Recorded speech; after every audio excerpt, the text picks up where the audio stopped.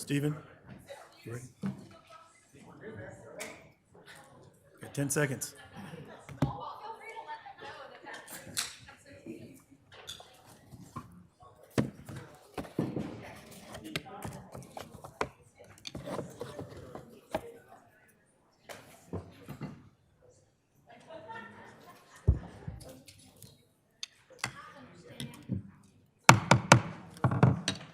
All right.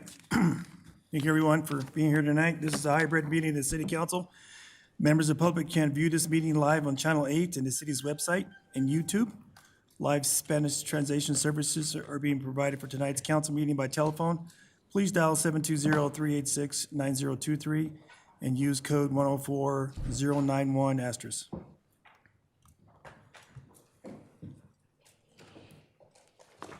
Se ofrecen servicios de interpretación en español para esta reunión del Consejo Municipal por teléfono.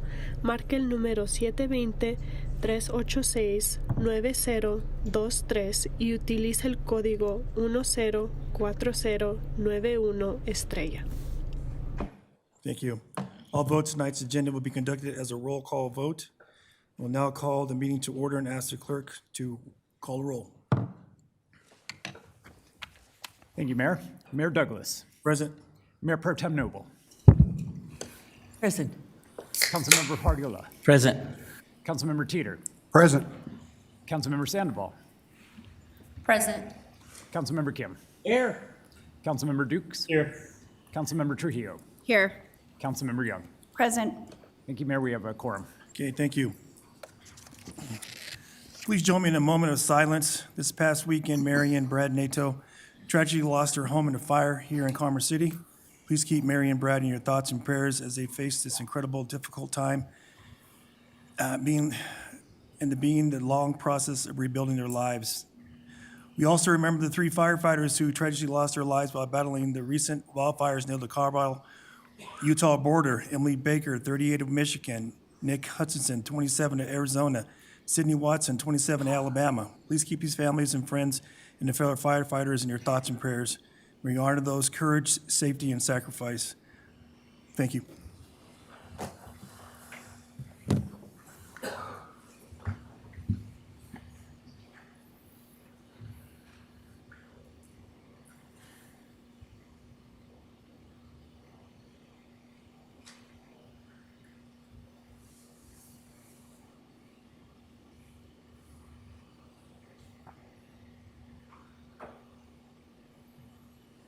I pledge allegiance to the flag of the United States of America and to the republic for which it stands, one nation, under God, indivisible, with liberty and justice for all.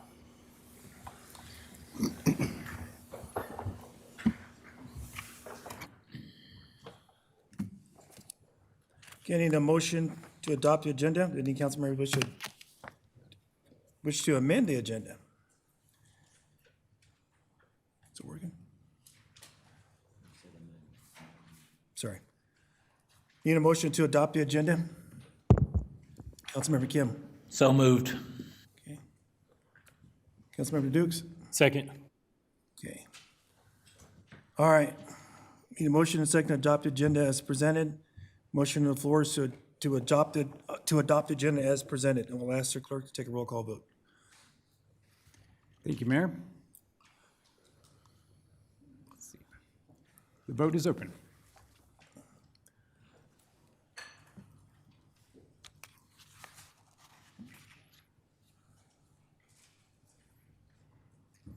And Councilmember Sandoval.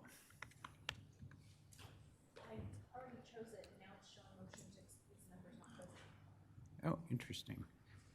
Oh, let me do that again. Hold on.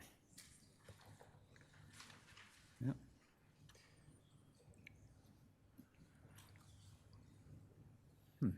Okay, hold on.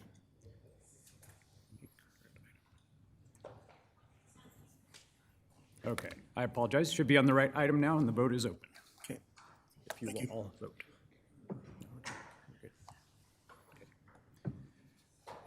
Thank you. Okay, that was unanimous. All right. Okay, on to public comments. All public comments except for those regarding public hearing will occur now. If you intend to comment in the public hearing on tonight's agenda, please refrain from doing so until the public comment portion of that hearing. Public comment shall be limited to 3 minutes per person. The public shall direct all comments to the full council, not to any individual council member. Will city clerk call those online or in person? Mayor, yes, I'm going to switch over to Zoom. We do have one speaker.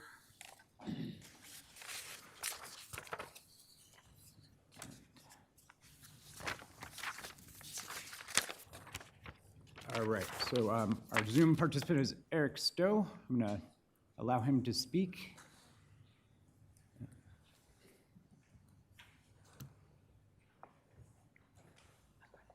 Can you do it there? Okay. Yeah. Yeah, louder talk. There you go. Mr. Stowe, can you hear us?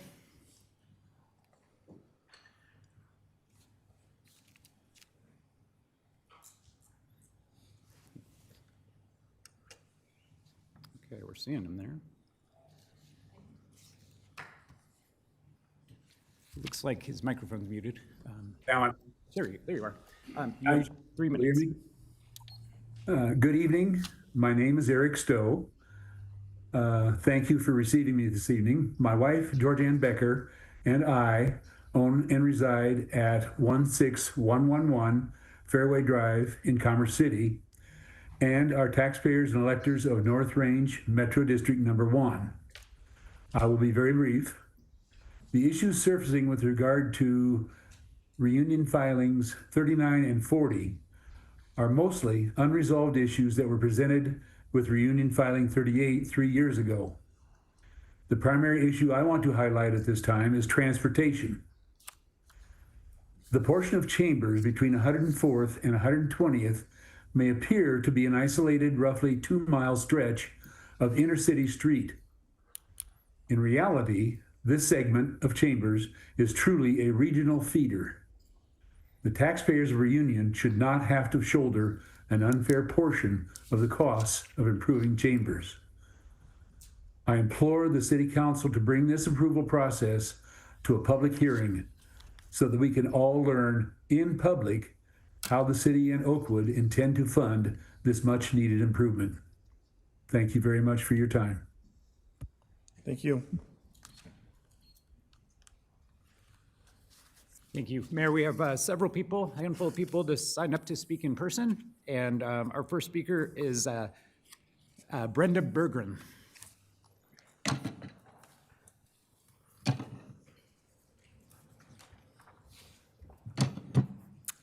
Hello, thank you for letting me speak. My name is Brenda Berggren. I live at 15501 East 112th Avenue, Unit 23F in Commerce City.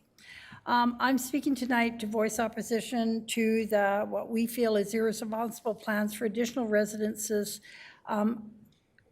specifically the 300 homes on the southwest corner of 112th and Chambers Road. In 2022, we spoke with opposition for the plans for the southeast corner that Oakwood had. And at that time, the City Council unanimously denied the plans, citing issues such as lack of sufficient schools, lack of adequate grocery stores, taxing the services such as police and firemen, the fact that a proper traffic study was not Excuse me, Ms. Bergen, given. could you hang on 1 second? Yes. Just 1 second. City Attorney I Zarzaki. just want to clarify, I'm sorry to interrupt. If this is a public comment with regards to the land use case that council's having, then the public comment should take place during that time. Is this with regards to that or no? No, I guess they're. No, this is for. Okay, my apologies. My apologies. No, that's all right. I understood that this was kind of the last time we could do public comment about this particular project. None of the issues that stopped the building on the southeast corner have so far been addressed. I wanted to also address a really important issue that I think we need to look at really carefully, is that the Western United States, including Colorado, is in an extreme drought. Reservoirs and rivers are down. As a result, the 8 states that have this huge aquifer are taking so much water from it that the wells are drying up and the land is sinking. And this is actually destroying some of the porous soil that is needed to hold the water if we were to get water and rain and snow to be able to hold it. So it's a real concern to me that we are constantly building new homes at a time when we're in water restrictions. And, you know, if we run out of water, we're sunk. It's time for the city council to stop being at the beck and call of the developers and look at the long-term effects of irresponsible and unnecessary building in Commerce City. Chambers Road cannot sustain such growth, even if the road were to be widened to 4 lanes all the way from 120th to 104th. There's been no move to entice another grocery store. The schools or new schools are slow to appear and cannot sustain the expansions that are planned. It's time for us to have the city council look more responsibly at the plans for development within our area. Thank you. Thank you. Mayor, our next speaker is Georgianne Becker.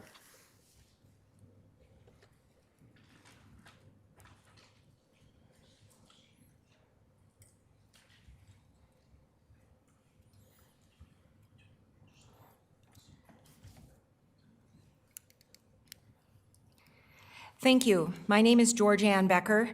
I reside at 16111 Fairway Drive, Commerce City, Colorado. That address is in the North Range Metro District Number 1 and in Ward 4 of the city. I am requesting that members of the City Council vote to have 2 matters become subject to the public hearing process. Those 2 matters are described as the approval, which is currently an administrative approval, of final plats for Reunion Filing 39 and Reunion Filing 40. Those, City Attorney, are located south of 112th and immediately west of Chambers. On May 6, 2006, I attended the neighborhood meeting held by Oakwood Homes at Bison Ridge Rec Center regarding a new proposed Reunion Filing 38 final plat. That area is in the southeast corner of 112th and Chambers Road. I learned that that proposal is for 198 paired homes with no basements and with an option for a 3rd story, making it worse than the 153 units that were turned down 4 years ago in 2022. With the 84 lots created in Reunion Filing 38 and the 203 lots created in Reunion Filing 39, there will be 485 additional homes in a very small area, all needing to come in and out on Chambers Road. Sorry, get to my next page. 4 years ago, I made comprehensive written comments and appeared before both the Planning Commission and the City Council regarding the then proposed 153 houses for Reunion Filing 38. All of the same problems, as Brenda just referenced, still exist in this area. Traffic, school district overcrowding and transportation safety, fire protection and wildfire mitigation, public safety, water scarcity, and impacts for your own golf course. The people who now live in this area, whether or not they technically live within the magic 300 or 500 feet, deserve the opportunity to be heard. They deserve the opportunity to review and comment on the development agreements and the traffic study. They deserve a chance to ask questions. The developers always claim they are entitled based on a bunch of, quote, grandfathering that goes back so far that in this greater area, there was nothing but prairie dogs, rattlesnakes, and tumbleweeds. Real people live here now and need to be heard through the public hearing process. Thank you. Thank you.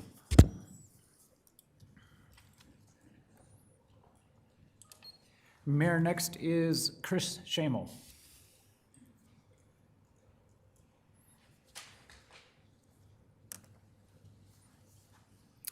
Good evening. My name is Chris Shamel.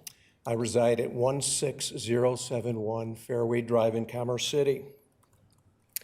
I first became aware of the notices concerning filings 39 and 40 posted on boards on Chambers Road on or about June 26, 2026 at 9:30 a.m. I don't recall seeing anything in printed form concerning the filings before that date, and I haven't received an email or text concerning these filings prior to that time. I'm here tonight to ask the council, the required number of council members, to call this matter up for a public hearing to allow the community homeowners the opportunity to thoroughly analyze these proposed developments, which again are filings 39 and 40. The city staff has likely had many months, if not longer, to analyze these projects. I think it's very much unrealistic and unfair to expect the homeowners to analyze these proposals in approximately 6 business days. I ask that you remember that the city staff makes these kinds of analyses on a daily basis. Most of the homeowners in Commerce City do not. I suspect that most, if not all, of the city council members here tonight have made speeches, presentations, etc., promising that they would represent the homeowners and residents if they are elected. This is an opportunity for you to put your words into action. Thank you. Thank you. Mayor, next is Christy Douglas.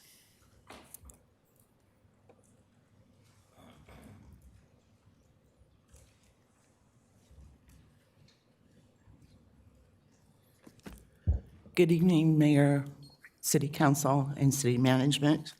My name's Christy Douglas, and I live in Ward 4 of Commerce City. I'm here tonight to remember the 3 firefighters who lost their lives recently. Emily Barker, 38, of Clinton Township, Michigan. Nick Hutcherson, 27, of Glendale, Arizona. And Sydney Watson, 27, of Warrior, Alabama. There are now 16 active wildfires in Colorado as of today. 263 homes lost in Pueblo and Custer counties. And then I get the indication that this council is going to open up Commerce City once again to fracking, which is causing the climate crisis, really adding to it. And I want you to think twice about that. Right now, there's a site in rural zip code Commerce City where there are 36 wells planned to be fracked. That's under the jurisdiction of Adams County because it's in an enclave of unincorporated Adams County. They're starting out with 6 wells. I asked how much water is going to be used or demanded to frack those wells. They said they didn't know for sure, but they mentioned millions of gallons just for one well. We're in a drought, folks. What are we doing? What are we doing? We have to start thinking about saving ourselves from ourselves. And that means the people who are in positions of making decisions need to look at the big picture and understand that your decisions have ramifications. Tell that to the families and friends of the 3 firefighters who just recently lost their lives because we think we need to live a certain way. and we don't think about 7 generations down the road, which we should be doing. That's your job. That's what you signed up for. Thank you. Thank you. Mayor, next is Nate Harris.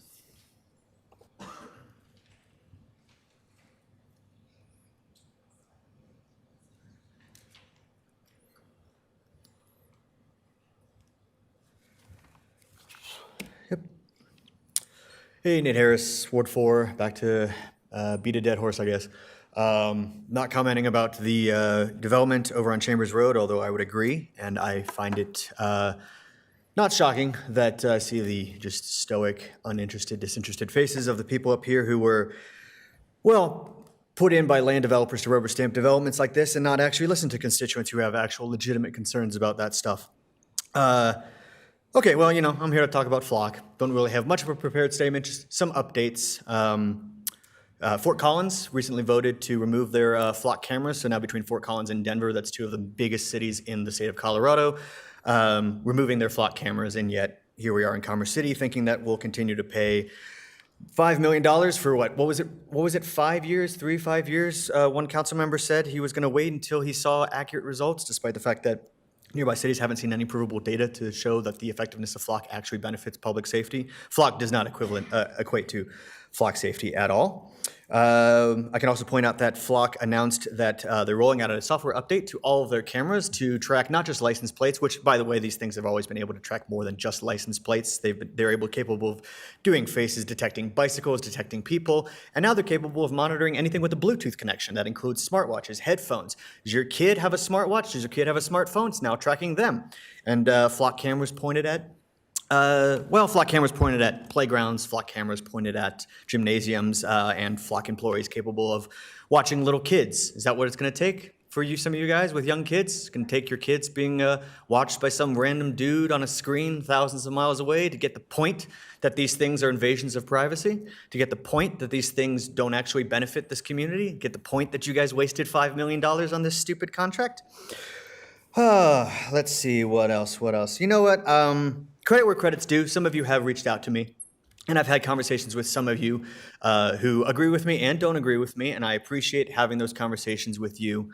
And then some of you don't want to have conversations with me or other people who come up here and present actual facts and raise concerns about this stuff, and instead want to rule from the pulpit and slander us and accuse us of spreading misinformation when you're the one gaslighting the community over what these things are and are not. So, yeah, I guess as long as we're continued to ruled by disinterested egotists up here who don't actually care about facts, law, or the rights and benefits of the citizens of the city, I guess we'll continue to be in this quagmire. So anyway, I'll see you guys in 2 weeks.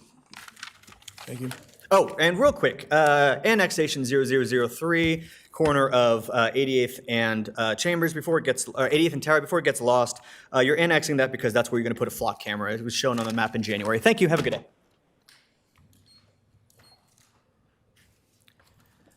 Mayor, next is Jackie Valdez.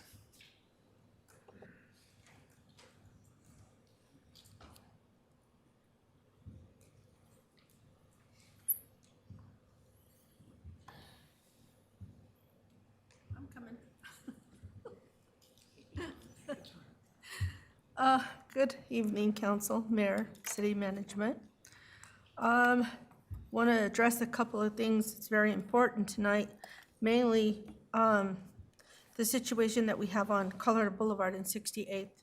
We still have not heard any results on that matter, and I would like to be addressed as soon as possible on what is going to happen on getting the street in front of my home fixed.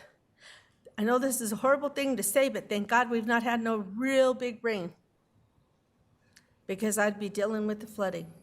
But what I can tell you is that we're still dealing with the big trucks coming through. We're still dealing with the cars speeding up and down the street.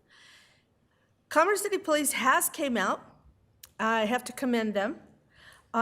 They tried ticketing the young man. He has numerous parts of his car now, not on the car any longer, so that just tells you what's happening there. So they did leave a ticket for no plates. but he's still flying up and down Ash, and he's still flying up and down Albion. What I can tell you is that pretty soon he ain't gonna have no tires because we're gonna put boards out with nails in them. We're gonna stop him one way or another. Then we'll deal with the police later. I can tell you another thing. I thought that the firework display was beautiful as it is every year, but this city has no brains. It really doesn't, because we had so many people putting off illegal fireworks, it was unbelievable. Commerce City did show up, because 2 doors down from me, I told him I was gonna knock the guy's block off. He's sitting up there shooting off the pop bottle rockets that are the cats, which they're illegal ones, the big ones. Well, one he shot off at Keith, one he shot off at the neighbor to the left of him, and third one was the prime one, right to my property. Now, I have tried to keep maintaining on water because I know we're in a drought. I have weeds in my yard, so I have let them die off. I've not done anything because I have feral kitties. But what I can tell you is when some moron is shooting off illegal fireworks and it heads right towards my yard, we've got a problem. He was burning a fire pit in the middle of his driveway. Kudos to Commerce City Police because they did show up pretty quick, but I was already on my way to Quebec to spend time with my kids. But what I can tell you, I was so shocked. It was unbelievable. I've seen a lot of fireworks in that area where my daughter lives, and she lives off of Pontiac, right off of Quebec, right where the fireworks are set off. It was so bad I couldn't even breathe. We've got to get a handle on this, people, before we end up losing our homes. This is ridiculous. We should have been banned this year with fireworks. We should not have been allowed to have any. I don't care, on the ground, up in the air, or anywhere else. We all got to get smart about this. And you know what? We depend on every single one of you, including the city management. Yeah, it's nice to have it happen, but when you lose your home, it ain't so nice. And we've been there. My daughter's been there. So you guys, next time, let's clearly think about banning these fireworks, because it's crazy to have somebody lose their home. I was scared to death to lose my home to go enjoy time with my kids. That's bad. Thank you, Mel Vasquez.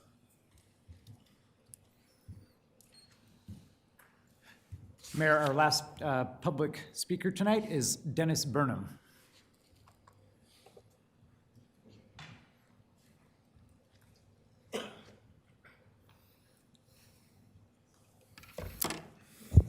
Good evening. Thank you for giving me a few minutes here. My name is Dennis Burnham. I've been a Colorado resident for 6 years. I now live in the Reunion area of Commerce City for the past 5 years. I spent yesterday pulling weeds out of the lawn, what used to be a lawn. I'm all in favor of water conservation. I understand there's a drought. I don't know if this is the right place for me to make these comments. If I'm in the wrong place, maybe somebody will use the email address that I put into the iPad back there and let me know where it's the right place. I've been on your side of the desk in my career. Before moving to Colorado, I served on the Plan Commission for the city of Dallas for a few years. Before that, for a decade, I chaired a zoning board in the state of New Jersey. In both places, we had environmental concerns. Nobody here is responsible for the climate. Nobody here is responsible for the altitude, but we live in a high desert now. And the message that I got back this morning from some person who manages the Reunion neighborhood or the HOA gave me a number of pictures and a number of documents, forms to fill out. Someplace you got to start. And I know from being on your side of the desk that you don't begin to make progress until you hear from people. So that's the reason I'm here. I think it's time to change some of the landscaping rules that restrict people from making water-conscious changes to their property. And that's all I have to say. Thank you. Okay, thank you. Mayor, that concludes public comment. All right, thank you. Okay, members of the public were able to submit written comments online by mail. Written comments were received by the deadline, and they were incorporated in tonight's agenda packet. If a follow-up is necessary, a staff member will contact you. Okay, on to notice of council business. Notice of council business 26-040, a request for a recommendation on updating municipal noise ordinance. I'll invite Councilmember Kim to introduce this item. Thank you, Mayor. So in light of recent resident feedback highlighting significant enforcement challenges with our current noise regulation, City Council motions to direct the city manager to schedule a review of Commerce City Revised Municipal Code Section 6-2011 for a future City Council study session by the end of Q3 2026. City Council would like to have the city manager to assess the efficacy of current noise standards, provide a comparison of other municipal noise standards in the Denver metro region, and provide recommendations on the establishment of acceptable interior and exterior noise levels on people with noise reduction and suppression techniques that can be implemented through the appropriate municipal or land development code ordinance language. Furthermore, this assessment should include recommendations for a stationary ground-borne and/or other vibration sources experienced by residents and vibration-sensitive uses. That is my motion. Thank you. Need a second? Councilmember Dukes? Second. Okay. All right. Any discussion? Mayor Pro Tem Noble? Thank you very much. Can you share with us what is precipitating this motion? Councilmember Kim? Our municipal code for noise ordinance primarily says that, I believe there were specific keywords. I got to go back and look. Bottom line is there's no specific decibel, dBA, or dBc levels that are identified within the code. It just says that it's as long as it's a reasonable or unreasonable level, which does not make any sense. I think we need to identify that specific to identify what that dBA or dBc level should be, because at this point, I don't think PD can actually do their job to enforce those standards. So that's the reason why I'm bringing this forward. Okay, thank you. And vibrations? What about it? It was part of the motion, at least in the council communication about vibrations, measuring vibrations as well. I just wonder what kind of problems we're anticipating. So some of the other problems that I'll say, and Mr. Rogers can chime in if he needs to, is the fact that the vibrations that we have is, for example, you have a vehicle coming down your residential street who has huge noise speakers, essentially, that are pretty much to the point where it does vibrate the house or it causes other issues. I think this is something that we need to look further into and potentially make a change. Mr. Rogers, would you like to City Manager Rogers? Thank you, Councilmember Kim, and thank you, Mayor, good evening, Council. So Mr. Kim had a chance, or Councilmember Kim had a chance to reach out to me to opine on the matter that's before you all. And from our professional experience with the existing noise ordinance, it has created some complications in effectively being able to use it as an enforcement tool in responding to noise. And when we think about noise, there are two aspects of that noise in your typical sense. When you think of dBA, that is the volume, that is the intensity, that is the intensity and the velocity at which that is being received within a perceptible level.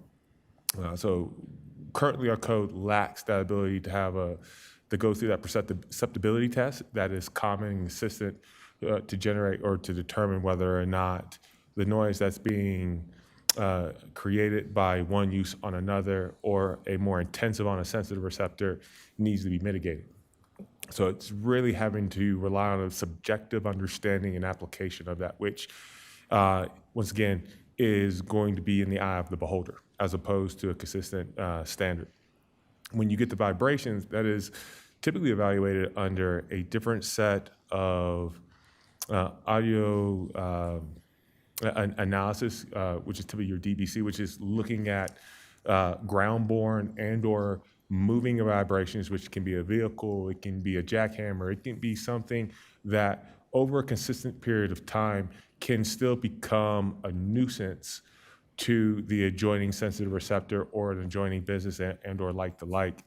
So by having a practical of principles that we can effectuate both on the audio but also on the vibration and felt, will be able to give us an ability to enforce and to better manage, not just in response to an issue, but also thinking about it on the concept of when they're going through an entitlement process, because we have also received a number of concerns. I will leave the business name nameless, but we have received complaints around noise, around vibrations of a business in our core city that having gone through an entitlement application, we would have been able to assess what the noise impacts were and then take steps to then mitigate that through its development permit to ensure that it wouldn't create a negative effect on the adjoining properties. So effectively, this gives us a tool both on the back and the front end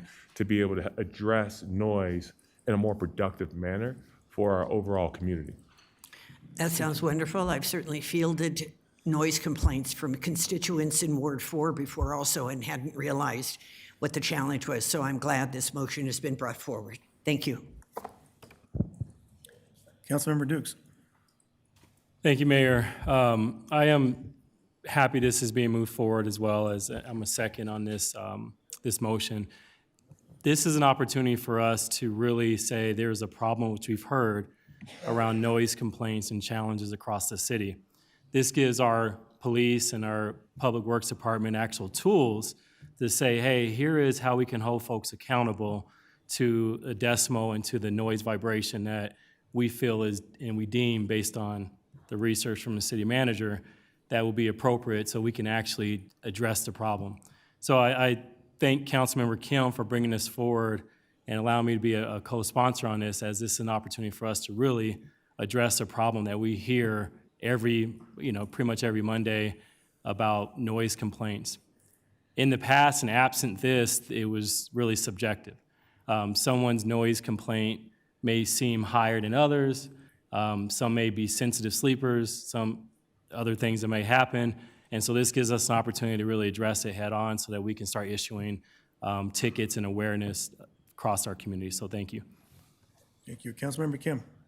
Yeah, I just want to clarify. So section 6-2011, it says, section A, unreasonable noise defined. Any sound or of such level and duration as to be or tend to be injurious to human health or welfare, or that would unreasonably interfere with the enjoyment of life or property is deemed unreasonable. As to Councilmember Duke's standpoint, I tell you what, my wife tells me, I turn down the TV, but at nighttime, she's got it really low and I tell her I still can hear it.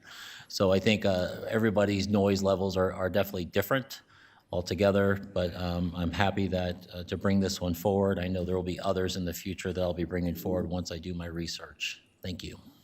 Thank you. Any other council members have any comments, questions?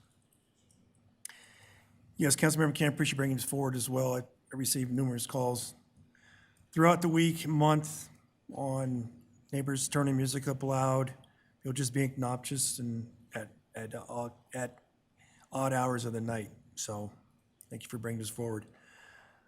All right, so this motion is to direct the city manager to schedule a review of the Commerce City Revised Municipal Code 6-2011 for the future city council study session by the end of Q3 2026.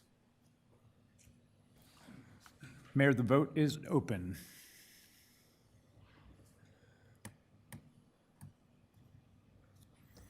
Thank you.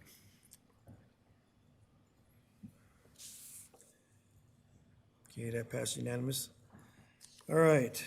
Okay, thank you. Okay, on to public hearing. PUDA 25003, an ordinance approving the Hogan property PUD zone document amendment number 2 to consolidate planning area B through D, modifying the allowable use, establish development standards, and expand the boundaries of the PUD for the property located at 10230 Chambers Road and 15955 East 101st Way, consists of 16.82 acres. I will remind the council of the following: only ask questions to gather facts, but only express, not express opinion or indicate how you will vote. You are not permitted to provide testimony if you wish to participate in decision. Only rely on the facts developed in the hearing and in the record, and apply those facts to the criteria in the Land Development Code. We'll invite the city attorney to address council. Is there any council member who cannot hear this matter and make a determination fairly and impartially based on the record before you and the facts and evidence as developed at the public hearing? Let the record reflect that no member of council has shown an inability to be fair and impartial. Okay, I want to open the public hearing. Per council policy CP 22, the applicant and the city shall be limited to 10 minutes each for their presentation. That includes rebuttal. I'll invite the applicant to make the presentation. There we go. Okay. Thank you, Mayor, council members, and city staff for allowing us to present our proposed PUD amendment for the Hogan property tonight. My name is Yvette Tatro. I'm an SVP with Urban Moment Development and the development manager for this project. Our partners are the HKS and Norris teams, represented here tonight by Samantha Palmer. At Urban Moment, we build yard home communities. As the name suggests, and as you'll see in the following photos, we design our communities with our residents and the larger neighborhoods in mind. Each of our homes have individual private yard homes. Our residents renew in much higher numbers than traditional multifamily, and our communities are viewed as safe thanks to things like our Ring doorbells, on-site management and maintenance. All of our units are either duplex style or detached single-family style residences, giving each resident privacy and quiet with no more than one adjoining wall. You can see up here some of the architecture photos for our typical units. Our neighborhoods are thoughtfully planned to maximize green space and pedestrian connectivity throughout, while providing sought-after amenities, both public and private. I believe folks are familiar with our site, but just to ensure everyone is oriented correctly, we are located between Chambers and Joplin, just to the north of the Frontera Village neighborhood and south of the existing power line running along our site. My colleague Samantha is going to walk through the existing zoning and what we're hoping to accomplish with this PUD amendment. I feel like this microphone is really far away. Thank you. Thank you, Yvette. For the record, I'm Samantha Paul Miller with Norris Design, located at 1101 Bannock Street, Denver, Colorado. So from a zoning perspective, you could see we are in the land of PUD. Most northern Commerce City falls under the zoning designation. And I know that even as the city looks to implement their new base zoning districts, these PUDs will remain as an overlay district. Our intentions are to leave the PUD designation in place. Thanks. Next slide.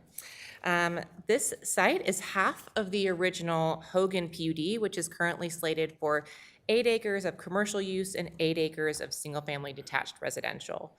Unfortunately, commercial development is picky and requires really specific market conditions to be successful.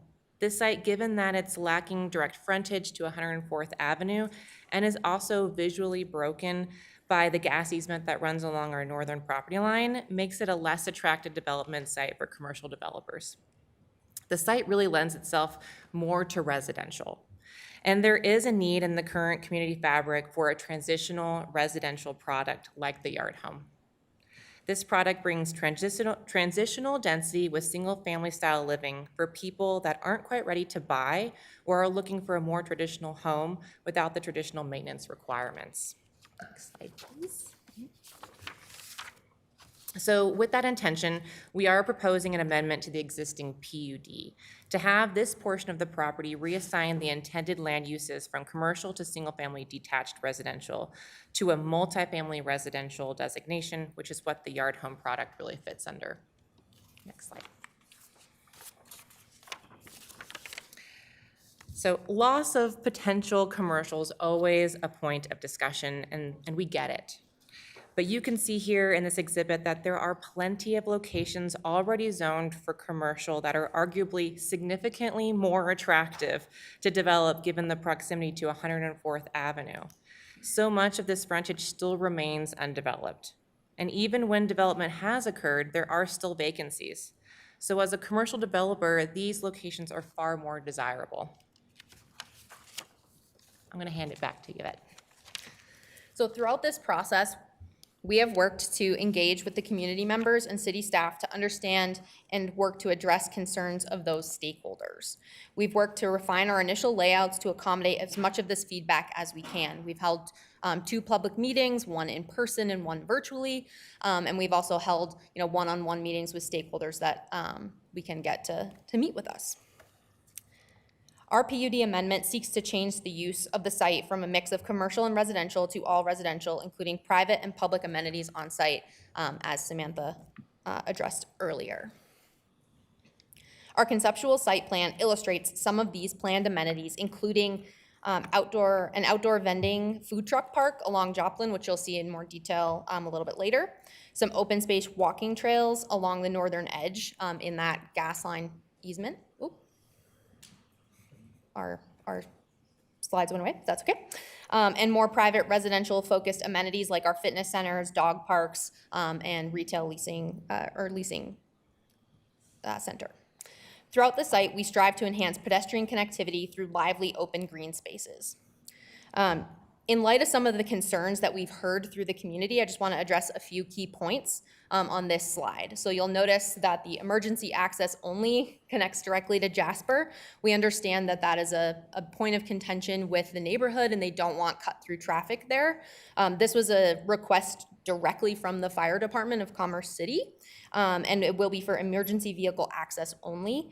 Access is intended to be controlled likely by either a bollard system or a gate to prohibit regular vehicles from using that cut through, and so it'd be restricted to emergency access vehicles only and pedestrians that can go around bollards and gates. Another frequent concern voiced by the community is traffic. Based on the ITE trip generation calculation standards, our proposed use would generate roughly 1/4 of the trips of the currently approved uses in this PUD. We can talk more about that if folks have questions specifically. Not including our on-site detention, our site currently includes over 17% open space, thoughtfully programmed to encourage both active and passive uses of the space. When you include our detention, it actually jumps up to 24%. So lots of green space in our plan. Here's a more detailed view of our conceptual food truck park, which we've included here as a way to bring more dining options to the northern neighborhoods, as we understand that that is something that's strongly desired here. Throughout Commerce City, multifamily accounts for a mere 9% of the housing stock, with horizontal multifamily communities such as Yard Home making only 8% of that 9%. A Yard Home community provides a much-needed step in between traditional multifamily and single-family homeownership, allowing residents greater community, autonomy, and privacy while remaining an attainable option. Back to Samantha. So on the topic of compliance with city documents, that brings us back full circle to close with compliance with the city's vision as outlined by the comprehensive plan. This housing product and this PUD amendment are consistent with the city's comprehensive plan and intentions for the northern neighborhoods character area, which lists attached homes and multifamily housing as both a primary and secondary land use, respectively. Next slide. This character area prioritizes residential uses, a range of densities, and a range of product types to support all residents. Next slide. This PUD amendment touches on many of the comp plan's goals, such as promoting a range of housing options to support a variety of ages, incomes, and lifestyles, It supports building communities with strong design, open space, and amenities, and creates a sense of community. It promotes communities that are well-connected and safe for a variety of transportation modes, including supporting bicycle and pedestrian connectivity. It encourages communities that add to the city's interconnected parks and open space network, and communities that help provide balance to the city's mix of land uses and prioritizes development of lands with access to existing infrastructure. And in closing, just a quick summary of how this request to amend the Hogan PUD complies with the approval criteria for PUD amendments under the code. The PUD, item A, the PUD is consistent with the policies and goals of the comp plan, which we briefly just went over. Item B doesn't really apply because this is an amendment to an existing PUD. Item C, the PUD allows a unique residential product to be achieved, which will be designed in such a way that provides high-quality design and improvements to the community. Item D, the PUD complies with city standards. Item E, the PUD continues to be well integrated and connected to the larger community. Item F, the PUD does not intend to have any adverse impacts, but will work with the city, of course, to mitigate any issues during the development permit application process. Item G, as an infill development, this PUD will take advantage of existing utilities and services already provided in the area while reducing the burden of the previous zoning. Item H, anticipated development phasing is and will be rational. And item I, finally, because of the existing code guidelines at the time of this application start, a development such as this was best accomplished with amending the existing PUD in place. Thank you. Thank you very much. Thank you very much. We have our team here to answer any questions. Okay, thank you. Any council members have? Council members have any questions? Mayor Pro Tem Noble? Thank you. You might, in addition to me asking a question, you might clarify for the community. They're wondering when is their turn to speak. Oh, yes. So we hear from the applicant now. We're going to hear from the city, the presentation, and after that, we're going to open up to public comments. Great. So you will have the opportunity. Was there any more questions for us before the? No, we're Before just- the, yeah. okay. Yeah, I do. I have a Mayor Pro Tem question. Oh, you have a question? Okay. Sorry. The materials showed a layout. Did you include that in the presentation that you just gave? I didn't see it. The presentation included some snippets of a site plan, but this application is for zoning, so we wanted to keep it more focused on zoning than the specifics of the site plan. Right, we did an overlay just to show the general characteristics, and that's not all finalized yet and would be finalized through more discussion with the city. Thank you. Okay, Councilmember Dukes.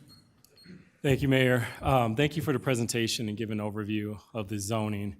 In the packet, can you talk about your, a part of this zoning is the relationship with the school district, 27J. Can you talk about that relationship and if you did outreach with 27J? Yes, of course. We did perform outreach with 27J. We're actually purchasing a parcel from 27J. We're working on the contract with them right now, but it's the 1.1 acre parcel directly across from Stewart Middle School where the food truck park is shown currently. Okay. And so we've been working with them on that. We've also met with their community liaison and just had lots of conversations about what the impact would be for the school districts. Based on our previous developments and communities, we don't see a ton of impact on schools. We see, a handful of children living in these types of units. That could be different again here in Commerce City, but we don't see a large impact there, and we have had continued conversation with 27J.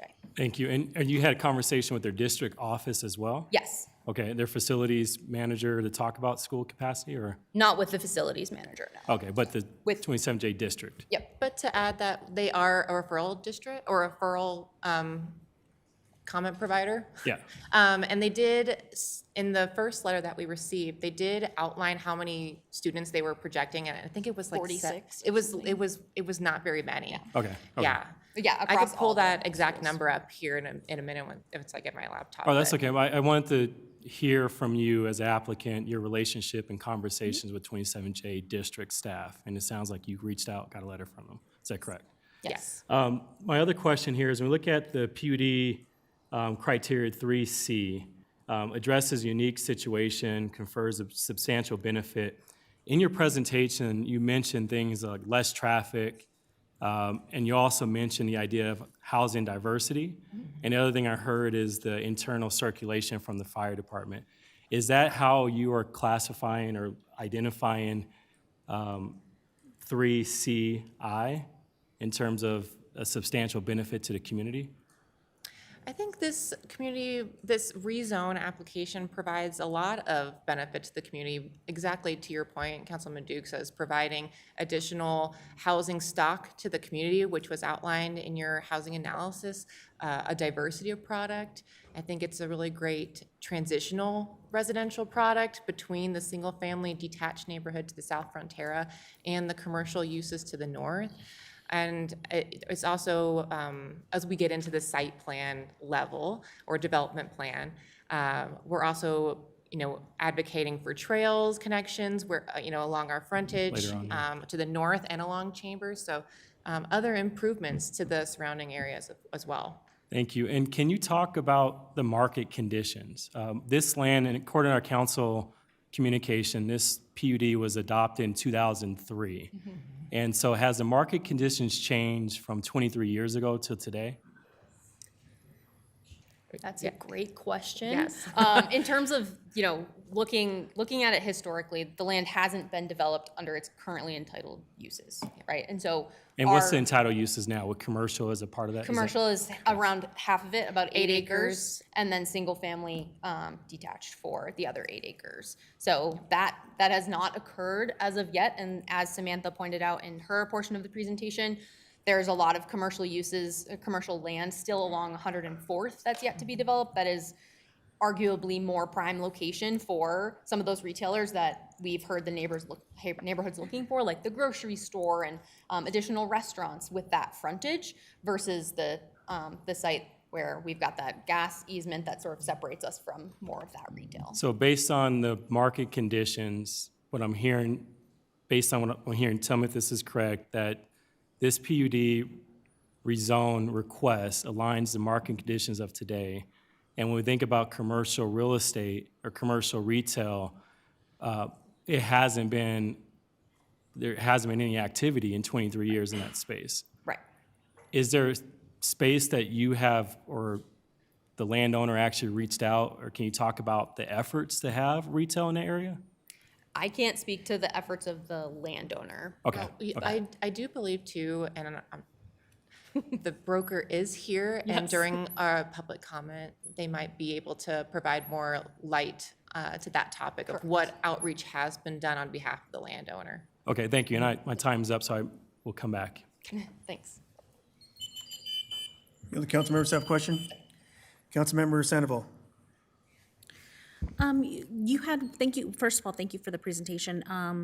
You had a slide on traffic, based on the comments that we've received from the public that we have in the packet. And what we've heard is our residents are concerned about traffic impacts. Can you talk more about the analysis that you did and what that analysis shows and indicates beyond just identifying the roads that are in that area? Can you specifically outline how that Yes, will we actually have impact? our traffic engineer here to speak to that more specifically, so. Yeah. Brett. Awesome. Absolutely. Hi, I'm Brett Zimonkowski with HKS Civil, as they mentioned, as the traffic engineer on this, so happy to answer that as well as any other transportation traffic questions you guys might have. So we scoped this study with the city engineers for what intersections and roadways to look at. And then what we do is we take existing traffic counts at those intersections and on those roadways, and then we project traffic into the future. We usually do 2 analysis horizons, one being build out. So for this project, that was 2028. And then we do a long-term horizon, which is usually 20 to 25 years in the future. In this case, it was 2046. And then, so for those traffic projections on top of the existing counts, it's the projections from our site as well as any sites in the area that we anticipate also being developed in that time. So for this case, the Chambers Road apartments, which is directly across Chambers from our site, was something that was anticipated, as well as the Anderson Ranch development, which is also, I believe, southwest-ish from our site there. So projections from traffic studies for those sites were included in our traffic growth, as well as just a general background traffic growth for the area. So for this project, that was about 2%. That comes from DRCOG, the Denver Regional Council of Governments. They project future traffic growth. So over the course of out to 2046, that represents about a 50% increase over existing traffic, and that's for used on all roads. So that's kind of how we put together the traffic study, and our analysis reflects kind of those conditions and those analysis horizons. Does it go down to the extent of, so you have a percentage increase, but does the analysis determine how that will what that actual impact looks like for a resident? Sure, yeah. So for every intersection, what we do is, we take those volumes and we analyze them in software to kind of come up with the way those kinds of analysis generate delay, so seconds of delay for each movement at an intersection, and then those are associated with levels of service, which are technically grades, A through F, essentially. So for all of those analysis horizons at every one of those intersections that we scope to study, we show those levels of service and how they're impacted by that traffic growth. And we separate it by the expected background traffic growth as well as our impact. So it's, what's anticipated from those other sites and from just general growth as well as the impact of our individual site. So what does that mean as like a resident, like in layman's terms? Sure. It's another thing is that there's also anticipated improvements to the roadway network over that time. So for the long-term case, we anticipated improvements to 104th. It's expected to be expanded to 3 lanes by that 25-year mark. Same with 96th Avenue is expected to be widened. So that factors into it as well. But basically, we don't see significant declines in level of service for those individual movements based on the impact of our site. Got it. Thank you. Any other council members before I go to round 2? Got a question on this high-pressure gas line, this 36-inch pipeline that runs perpendicular to your property that you want to rezone. What's the setback from that high-pressure gas line? I believe it's 20 feet. 20 feet from our northern property line. Do you know the blast radius? If something happens there, it's more than 20 feet. I don't know the blast radius off the top of my head. Okay. And We then- are, I will say though, Mayor, that we are in conversations with the owners of that pipeline to make sure that we're responsible in the development adjacent to them and don't impact that pipeline in any way. All right. And then outlet, as far as traffic on the Chambers, is that right in or right out only? Not determined yet. I think that would be determined during Same thing our, in Joplin? Hasn't been determined? not determined yet. Okay. You had a stakeholders meeting. Could you tell me who you met with as far as folks who live within the area, the housing development just to the south? Yeah, we sent out some notices that we had public meetings for those folks. We had one attendee at our 2 meetings. We've also met with other stakeholders, some of the council members, community liaison from Stewart Middle School, and some of the retail businesses along 104th as well. Okay. We've also responded to any emails that have been forwarded to us by staff, earlier than today. Yeah, or sent directly to We did get us, some yeah. today, but we didn't have a chance to respond to those. But any any email that we received, we've been in communication with those people ongoing. For the people you had communication with, what was the feedback like?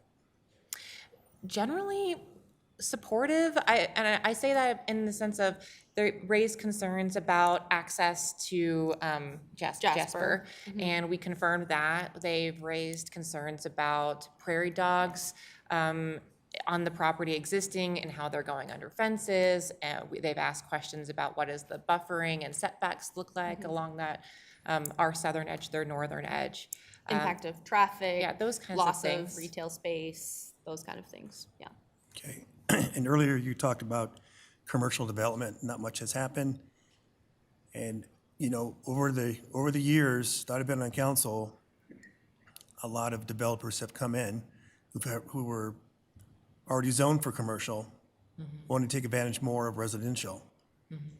And here are our neighbors to the north in Brighton, build a unit without housing, and they're doing quite well. So as far as brick and mortar goes, brick and mortar is still very important. And so I see the downsides of this. It just doesn't make sense that you would want to change that from where it's already established commercial to get rid of that and to make it residential. Yeah. So what were those discussions like with the changes with the zoning and compared to keeping it as it is? Conversations with stakeholder groups? Yes. You want to speak to your? Sure.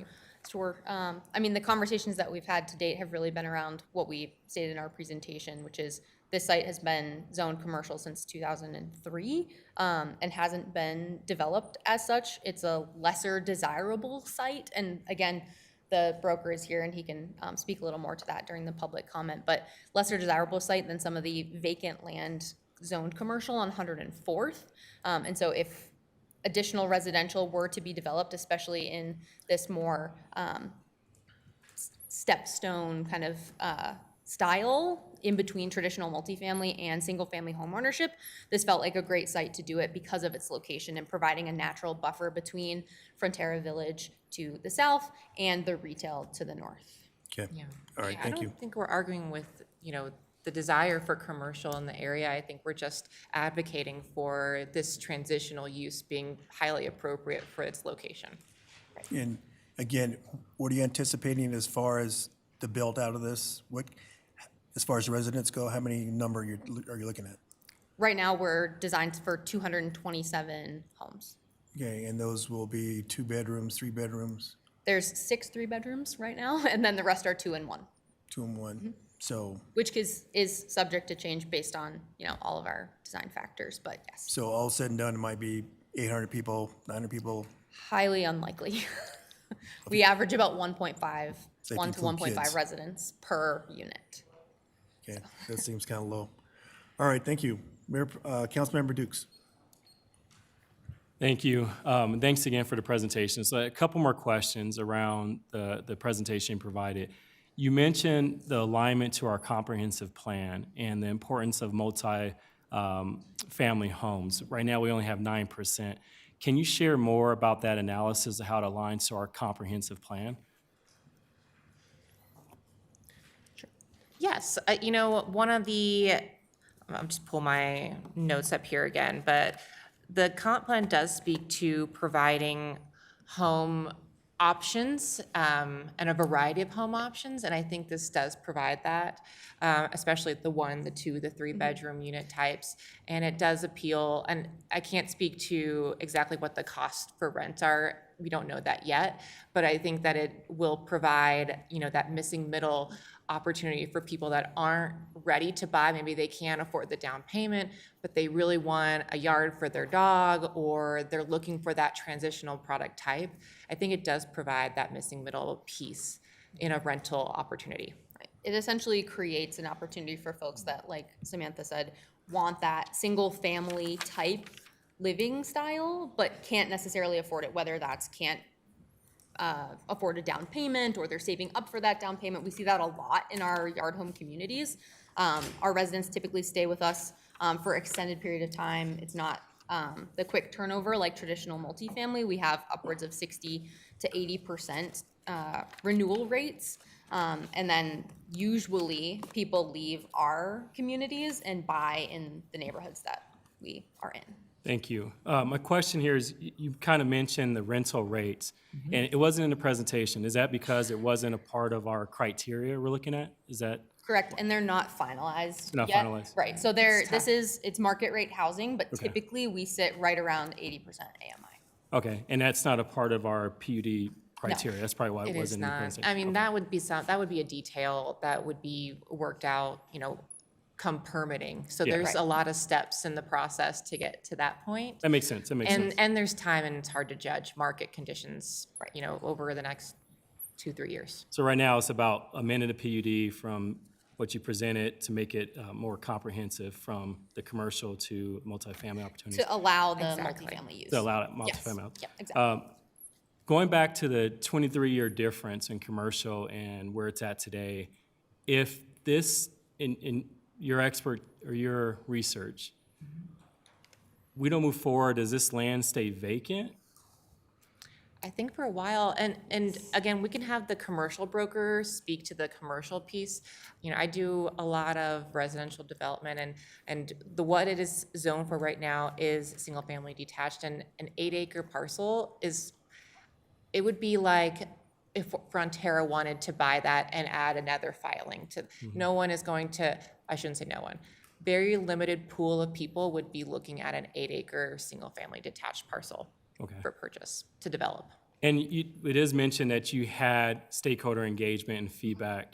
Can you talk to some of the changes that you made within your zoning or your schematics around, based on feedback from your Of course. stakeholders? Initially, we had, one instance, and our site plan is still conceptual, but initially we had the drive aisle directly to the south. Yep, right here. Oop.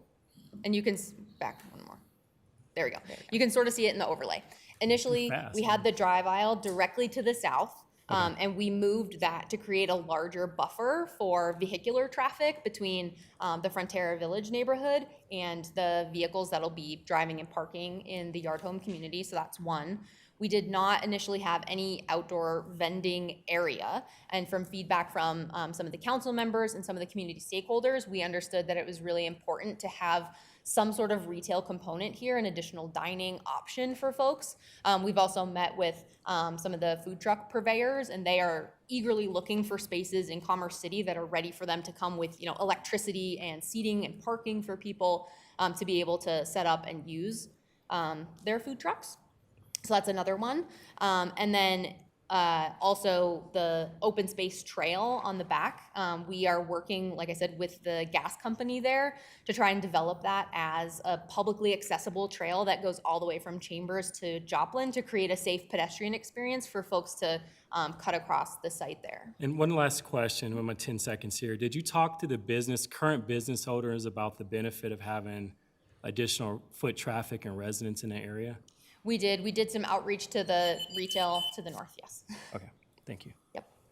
Mayor Pro Tem Noble?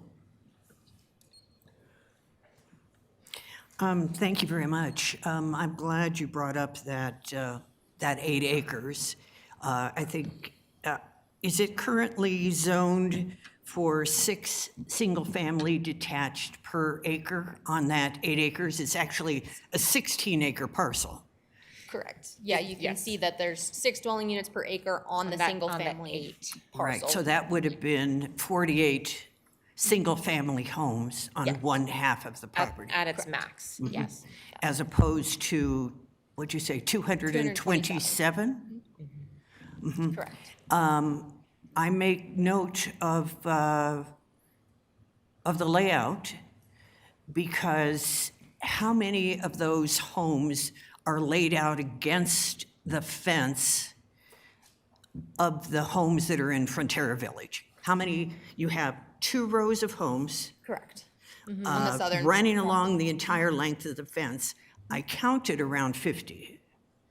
I don't know the exact number off the top of my head, so forgive me there. But yes, we do have, and we've got a 20-foot setback roughly, so it's 15-foot landscape buffer. And then we also have our sidewalk circulation buffer as well, so it's really about 20 feet to the. So you're setting back the home 20 feet from the fence? Yes, correct.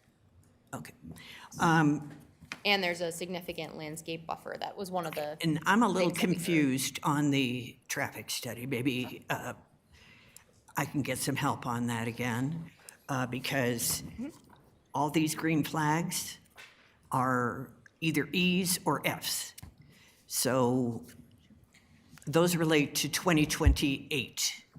And an A through a D, I understand, is good, but an E won't get you out of your grade. You're not going to be able to get out of that. Yeah, so to And an F doesn't help either, but these are 2028. I'm not looking at the 2046. These are all 2028. So they are not only lights, traffic, turn lanes, and also the length of how long the line would be of people trying to make the turn. All of them got either E's or F's, so I'm confused. If you could help me understand why you feel the traffic study showed this is a good idea. Sure. So a level of service E or F, as you mentioned, tends to be relatively common at minor movements of large intersections. So say the intersection of 104th and Chambers, signal timings tend to, give preference to the through movements because those are the major movements that have large volumes of traffic. And cycle lengths for signals can only be so long. So you end up kind of left with limited time to give those left turn movements. So it is very common in a lot of those circumstances. It's in the existing case that those movements are E or F. As you mentioned, in 2028 and then into the future, 20 years, there are improvements at many of those intersections that are anticipated, whether it be additional turn lanes or extensions of turn lanes, as you mentioned, for queuing purposes. But it's still, I'm going to have to interrupt you because I have a minute left and I have a couple of other Sorry. questions. That's all right. I still don't like seeing an E or F. That's, Understood. I'm not completely sold on that. 283 units have been approved, 227 for this one. There's going to be, I don't know if the units across Chambers, north of 104th, the 500 there, were taken into account. And this excludes the 491 that are part of Anderson Ranch that are down by Chambers and I think it includes all of those, was what. I'm not including it right now. Oh. But I'm saying that we're now arriving at, it appears to me, 1,000 units? 1,000 units at the intersection.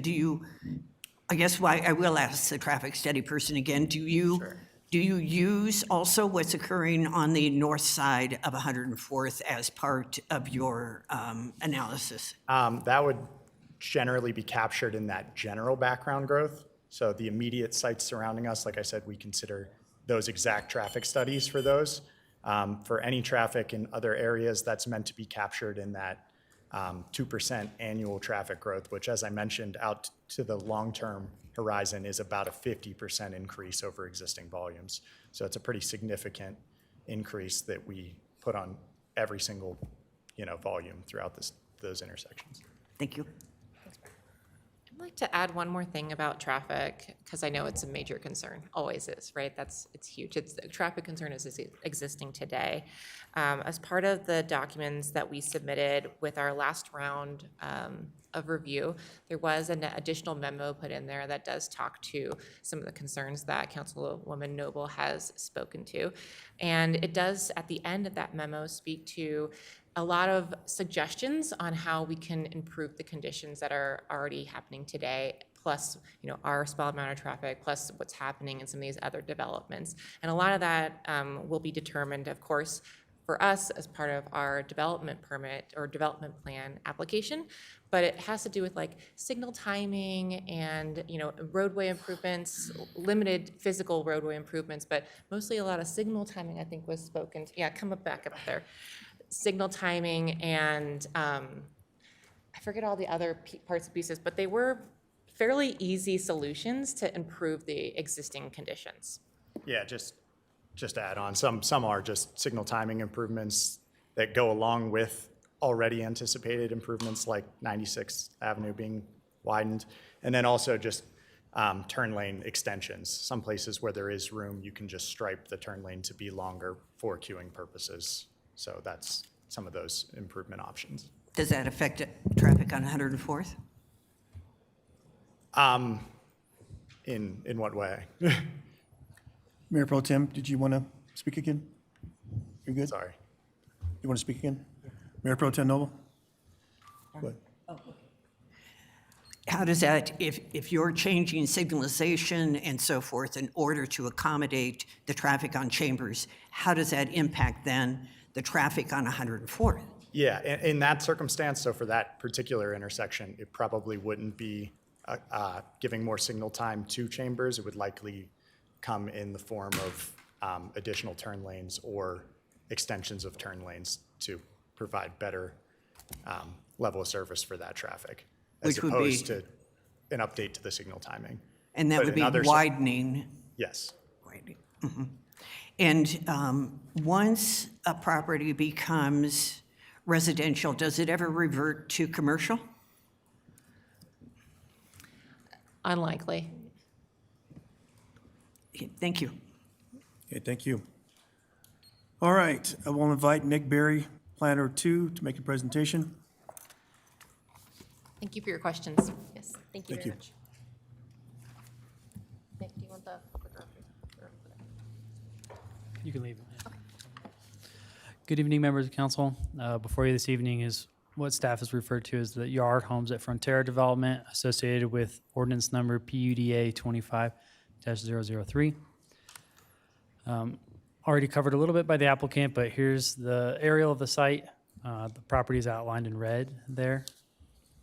In total, the proposal is for 16.82 acres. And for clarity, this application was received prior to the effectiveness of the 2025 code. So we'll be reviewing this under the 2009 Land Development Code. You can see here the different zoning for the parcels. So again, the property is outlined in red and additionally hatched. So you can see the Hogan PUD that's being amended and the addition of the blue 27J parcel there on the eastern side. Applicant kind of covered this as well, but the overall goals of this PUD amendment are to consolidate all of these planning areas that allow different types of things, including outdoor storage, into one large planning area, modifying the allowable uses to go from single-family detached to multifamily.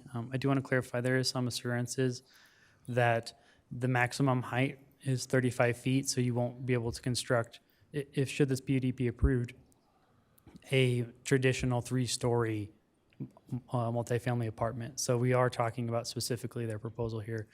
In addition, the proposal is looking to set up some development standards, so it's a bit of a hybrid product. It's been described by staff as multifamily disassembled, right? So you take the traditional amenities that are available in a multifamily development and you break the units apart and to have their own individual yards. So you'll have similar unit sizes, that type of thing. So you're having to combine different types of standards, and that's laid out in the proposed PUD. I think it's about 7 pages of design standards to kind of combine, and those design standards came from our 2009 Land Development Code, and combining those two multifamily type development standards and single family type development standards. In addition, adding the 27J parcel will expand the boundary of the PUD, and then the concept plan that was provided in your packet for this parcel is conceptual and will be further evaluated by staff once or should this PUD amendment be approved. Covered by applicant again, but it's in the northern neighborhoods, character area of our 2045 comprehensive plan.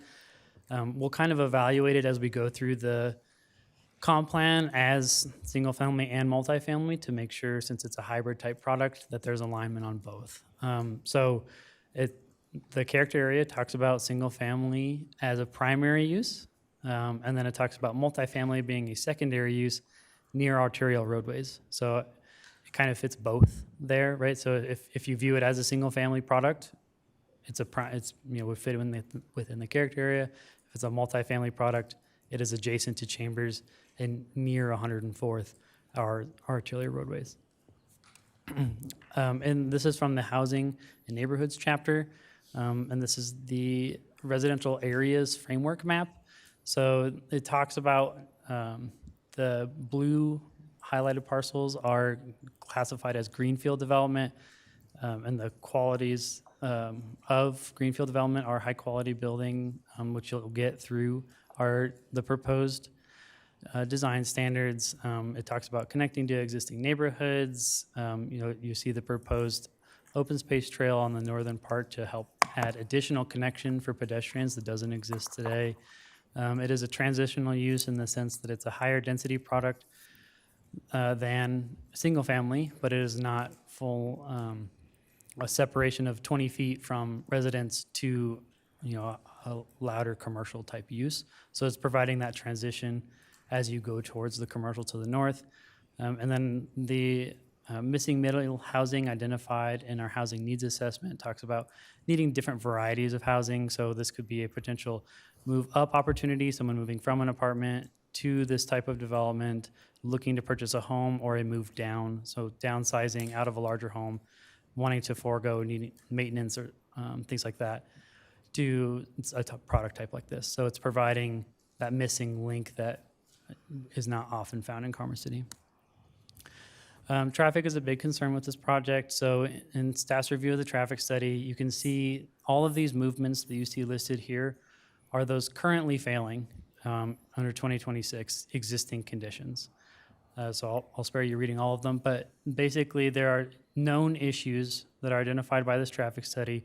Our Public Works Department has reviewed that memo that the applicant has mentioned and is reviewing what steps they want to take to help resolve some of these issues. No action has been taken yet.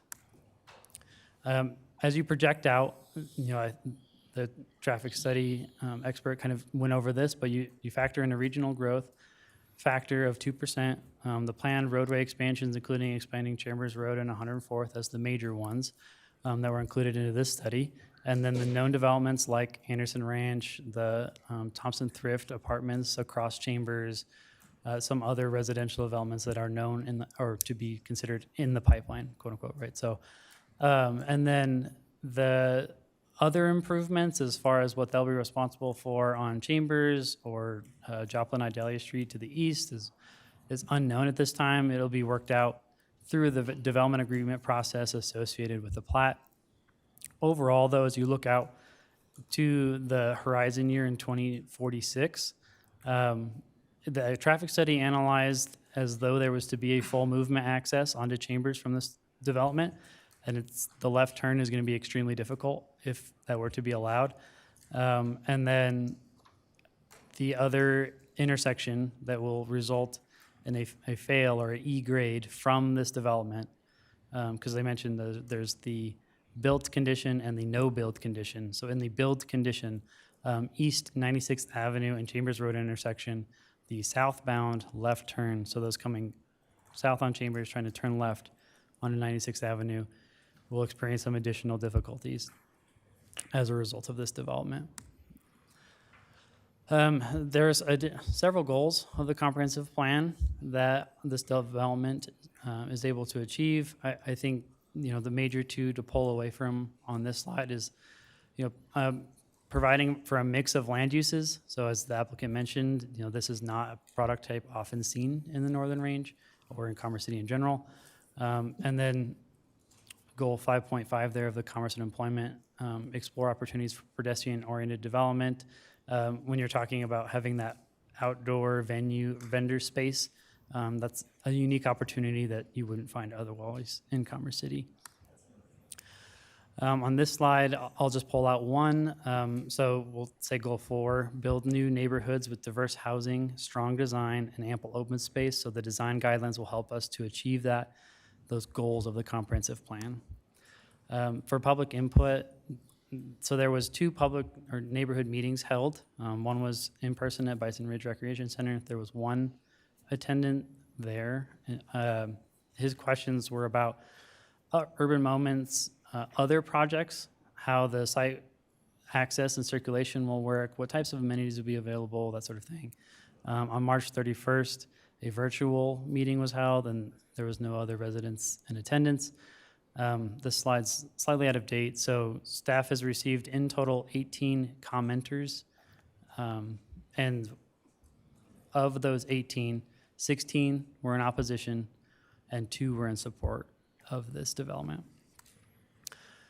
The approval criteria analysis was conducted in the staff report. We can go over any of the staff's findings if you have any questions. Oop, just get past that one. And the Planning Commission held a public hearing on May 5th and recommended denial.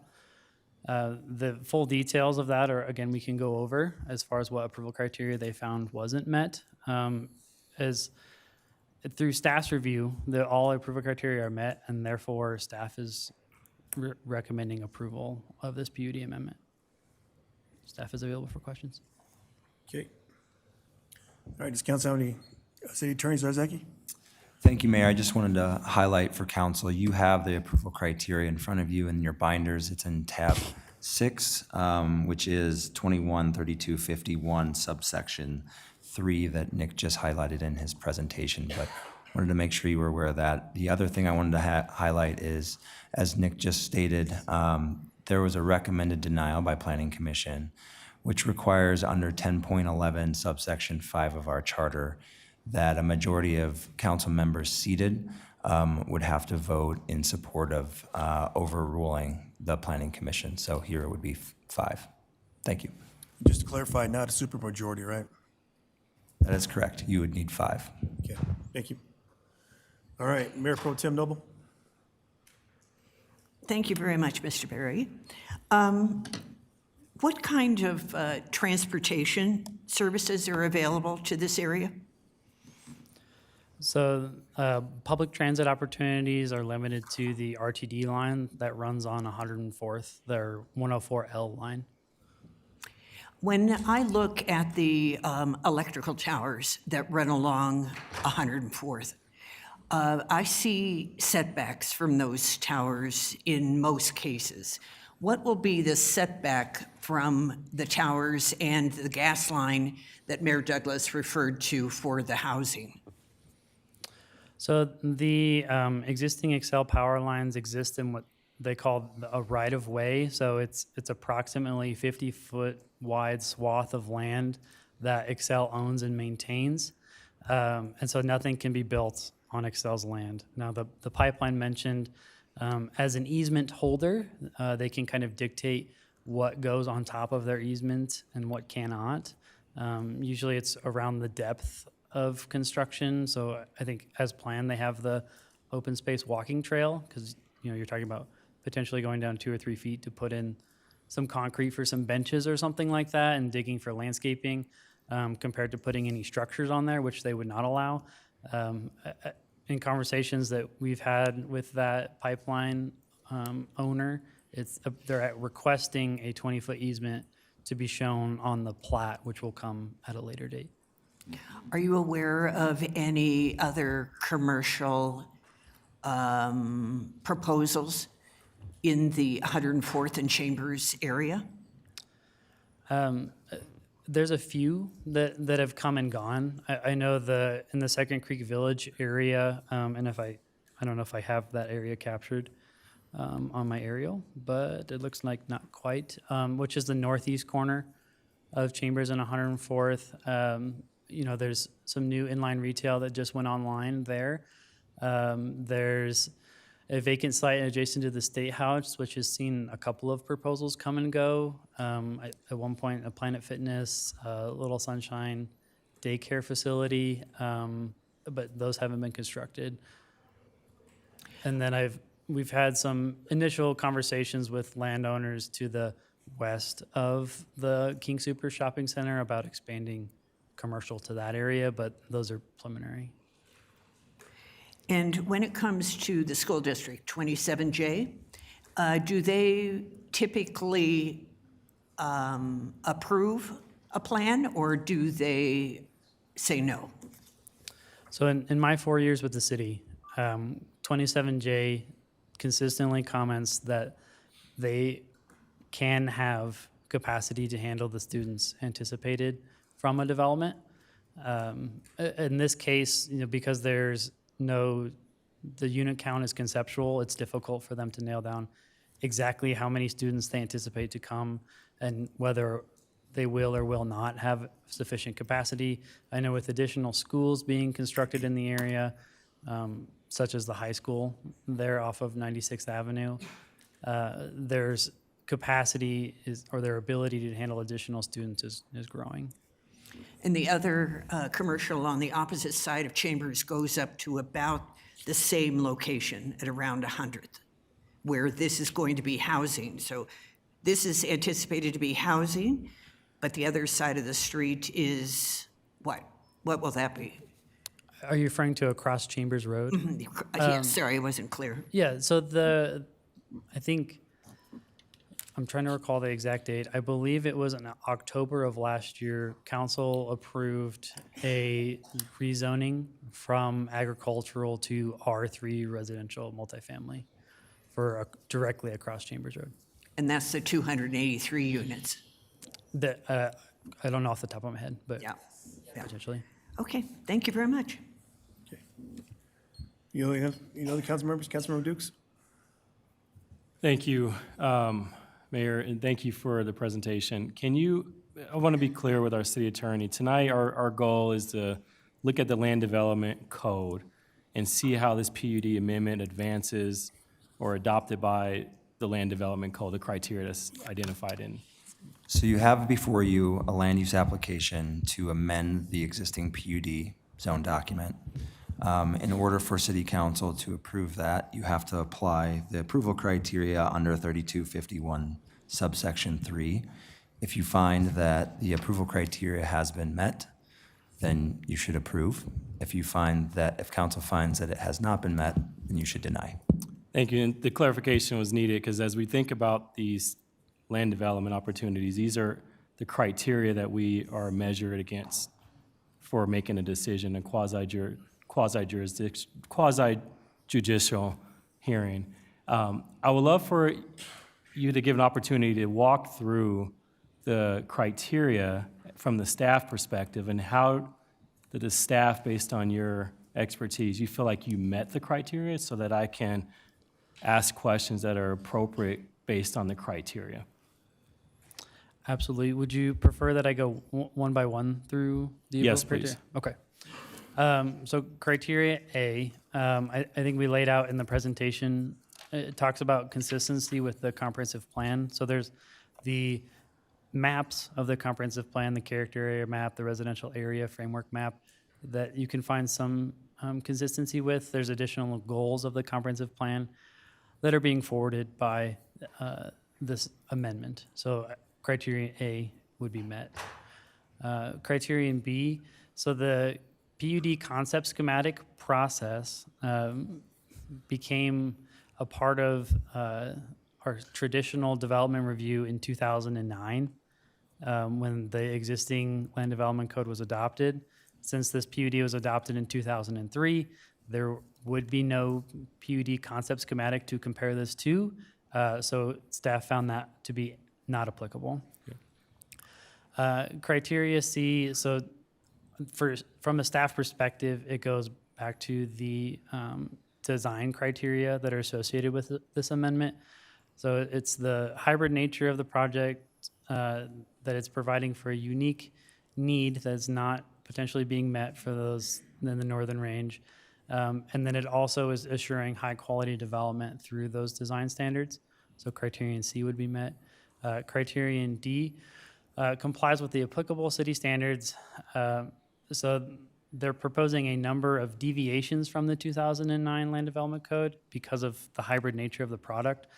So in that sense, they are being modified by the city and the applicant, but it's complying with all other standards that are not specifically, so that criteria is met. Criterion E, talks about integration and connection to adjacent development. Some of that is going to be figured out at a later stage through the subdivision plating process, as far as sidewalk connections or other improvements that they'll need to be making as a part of their development agreement process. But you can see that they're interested in providing that amenity of that walking space on the northern side that would help provide additional connection. It's one of our planned future trails as a part of our city master or parks master plan. Criterion F talks about mitigating potential significant adverse impacts. When staff was reviewing this criterion, we were looking at that southern border was really our focus and how this development would interact with the existing homes. We pushed for a higher landscaping buffer and more dense landscaping to promote screening from that adjacent neighborhood to the proposal. And so we found that criterion to be satisfied. Criterion G, sufficient public safety, transportation, and utilities. This is somewhat a donut hole, if you will, as far as how it's connected to utilities and other services. So because it is able to connect to all those existing facilities because of the development all around it, there would be no substantial impacts to those facilities that exist, and including police or fire, because their services extend beyond this proposal. So criterion G was met. Criterion H talks about a phasing plan. In the case of this PUD, there are no phasing planned, so that staff found that criteria to be not applicable. And then criterion I, the same development could not be accomplished through the use of other techniques. Basically, because of the hybrid nature of this project, the 2009 code did not contemplate it, and so you couldn't, it had to be PUD, a zone doc amendment, rather than pursuing like an R3 zoning or other types of zoning that would be available to them in the 2009 code. Okay, thank you. Any other council members before I go to round two? Mayor Pro Tem Noble? Thank you, Mr. Berry. When, in the process, will the development agreement come before the city council for approval? So as a part of the recently adopted plating standards, there are two types of developments. So there's those that require a preliminary plat and those that do not. So the standard as it was drafted and approved by council is that when there's more than 4 lots being created, that it would be subject to preliminary plat and council review. It's anticipated that they would be platting this as one large lot and therefore would not be subject to review by council. Okay, so the city council will not review the development agreement. What about at any point in this process, is there an opportunity for the city council to add its conditions? It would be on this PUD amendment. Obviously, City Attorney Zarzeki could weigh in on what conditions would be appropriate to assess to a PUD zoning. If it's specific to funding and is the things that are usually contained in a development agreement, it may not be appropriate, but City Attorney Zarzeki can speak to some of that. That is correct. So our code does contemplate the allowance of city council to approve zonings with conditions. Those conditions, if you're going to implement them, need to be consistent with the approval criteria. I think I'll give you an example. I know that I had spoken about this in our trainings previously. An inappropriate condition, for example, would be we approve this zoning request conditioned upon the applicant specifically having a certain type of business at the property, right? So just keep that mindful. It needs to be associated with the approval criteria that you have before you. All right, thank you. And if the PUD zone is approved, will there be any opportunity in the future? Would the project itself come before the city council in the future? So the final plat process being not subject to council review and the site development plan process not approved administratively as well, this would be the opportunity for council's review and input. Okay, so there is only one opportunity, and it's tonight for the city council. That's it. Okay, thank you. City Manager Rogers? Thank you for that, Mayor. I do want to just give a point of clarification. Given that the PUD is governed under the 2009 Land Development Code, any process that would follow would also be governed under the 2009 code. Therefore, the final plat process does have an opportunity by the council for a call-up of it if certain conditions are met. Mr. Berry is correct that a site development permit would not be brought forward to the city council unless there was a matter under the Land Development Code as stated as well that the community development director could raise and bring forward for deliberation. So I just want to be clear that once again, we're talking about 2009 today. Any future process that would come from this amendment would also be governed by the 2009 practices in place. So it would be the, sorry, it would be the signs, the 6-foot signs that announce to people that there is administrative approval pending, and that's the point at which someone has the opportunity to either call it up, whether it's a city council or someone who's in the vicinity.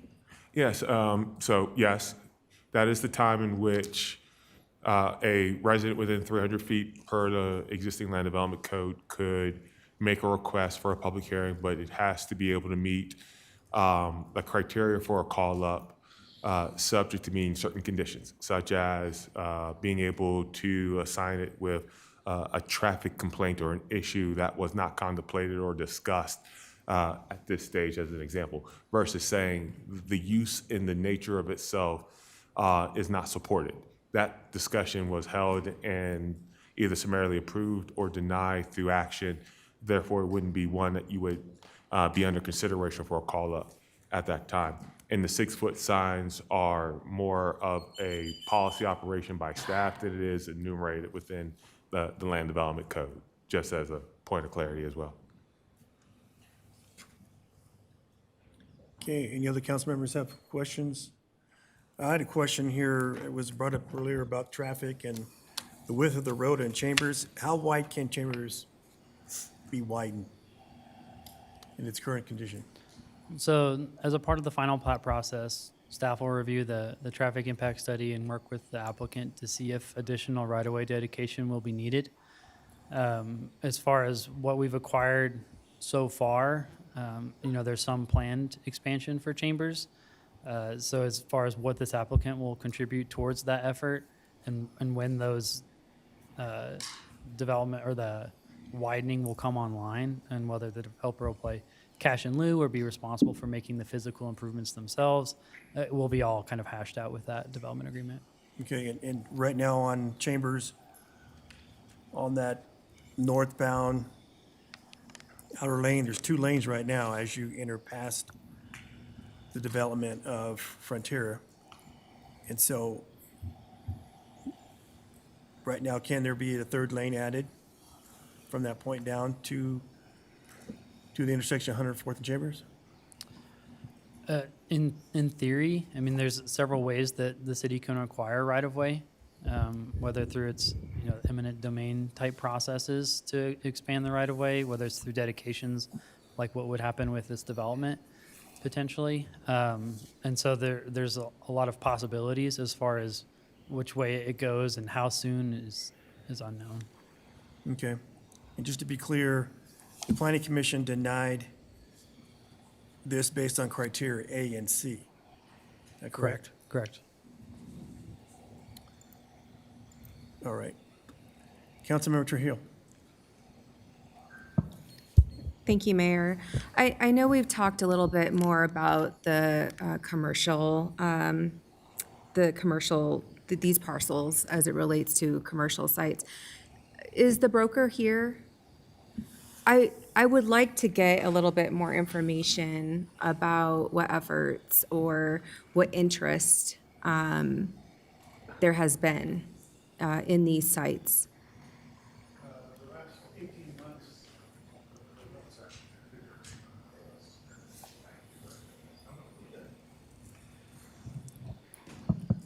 Just one second, sir. City Attorney Zarzeki, is it okay if this is presented in this fashion? Yes, Mayor. So what I heard was the applicant offer the availability of the broker to speak.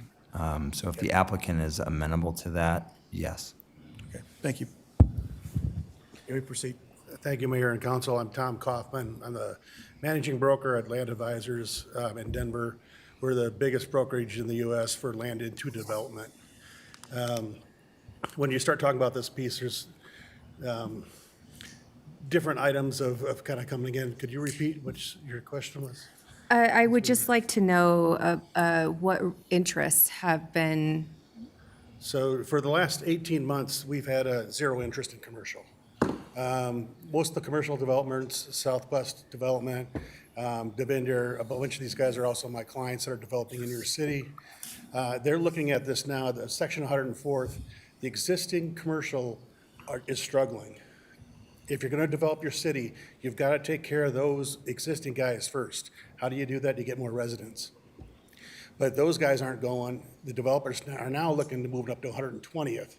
The most ideal site in the city right now is the extension of Tower Road, where you already have 5 acres zoned, which would be great for a grocery store as that bends in on the northwest corner. But the commercial here, they say the traffic count isn't high enough. As you know, Chambers takes from a two lane to a 1 lane road, so the traffic counts don't work. In that PUD, you also have outdoor storage. You've got an internal pad, which is even worse for traffic. So that has to become a destination location. And on this site, when you start to look at the existing PUD, 8 acres for residential, 2 of that's detention. So, and somebody had, I think it was Councilman Dukes, asked what happens to the site. The site will remain vacant for a while. The renters are moving out. It becomes now a problem area that you have to look at. It also becomes now creating access. If you live north of 104th, you can come south through one stoplight and get over to the school. If you're at the south, you come up, you're not going to 104th. You're going to take some tension off that 104th a little bit for the morning and afternoon commutes. So from traffic flow, it makes sense.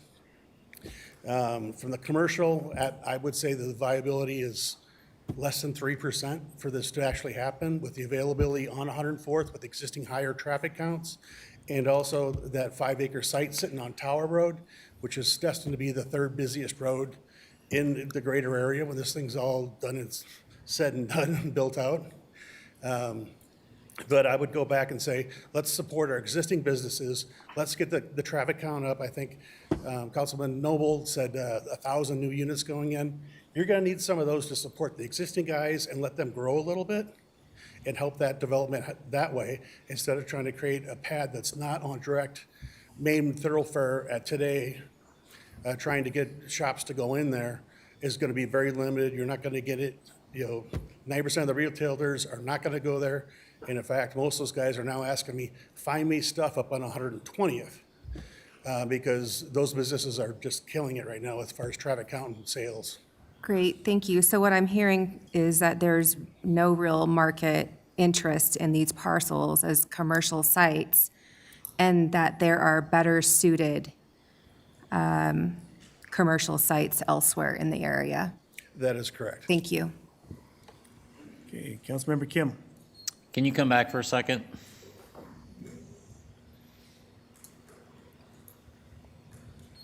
You mentioned traffic counts. I also wonder about what are the other risks that are out there as well, as far as when it comes to potentially to trying to develop a new commercial site? Like, what are some of the other factors that commercial owners would be looking at other than traffic counts? Traffic, household income, population, we can run a whole demographic report. That's what they do. They even got it down to which side of the street. Are you on the going home side, where a grocery store will sell 20% more, or are you on the going to work side.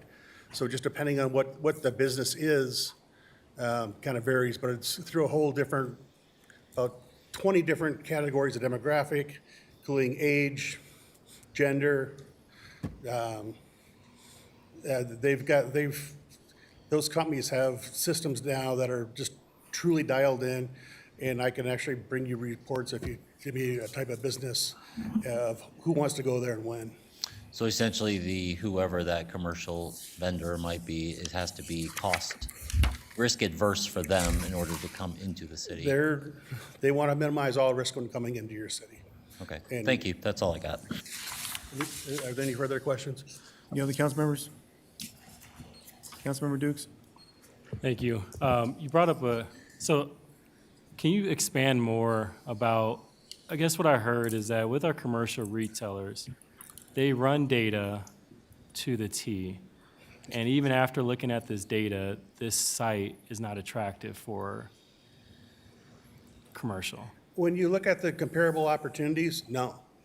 The traffic counts alone, they may hit on some other things, a medium income, people per household. This is a lower quantity, than a multifamily. I like that it came up as a, missing middle. And it is apparently more female orientated. So then those shops dictate towards that. They lean towards that criteria of the people, but it's not that big a project to really impact any major retailer or grocery store, but it does help to the overall count. And another thing you mentioned is that by creating this PUD, or if it's approved, the traffic will alleviate some of the traffic from 104th because it will be able to cut through. Yeah, I'm just looking at it from the safety. If I was a parent and I lived on the north side and I had to have two lights, Joplin and Chambers to go to, or I can go through one light and get off 104th, or if kids are walking, they're cutting through the project, which is now a vacant field and trespassing. So it's taking some tension off that major road, putting it through into a safe, calm environment, With a little bit sidewalks. slower road. Interesting. And you mentioned, another point you mentioned around supporting our existing businesses, and you noted that our current businesses are struggling. Based on your expertise, can you share more about what led you to that conclusion? We went through and interviewed them. It was about 2 years ago, before this actually first went under contract. So it's a little bit old data, but I'm still working with developers that do commercial, including Southwest Investments, Devinder. Those are the two that I work with a lot. But we've got a few of the other smaller guys, like Taco Bell passed on it. Some of the quick serve restaurants, they usually kind of snatch it up with their traffic count. But the bigger area developers that are going to take a 3 to 5 acre piece, parcel out, put in different tenant buildings, they're no longer looking at it right now. And like I said, the best spot is that tower extension on the northwest corner, because now you got both 104th and Tower Powers working for you there. Okay, all right. Thank you for the clarification. I appreciate Okay, your time. thank you. Okay, thank you.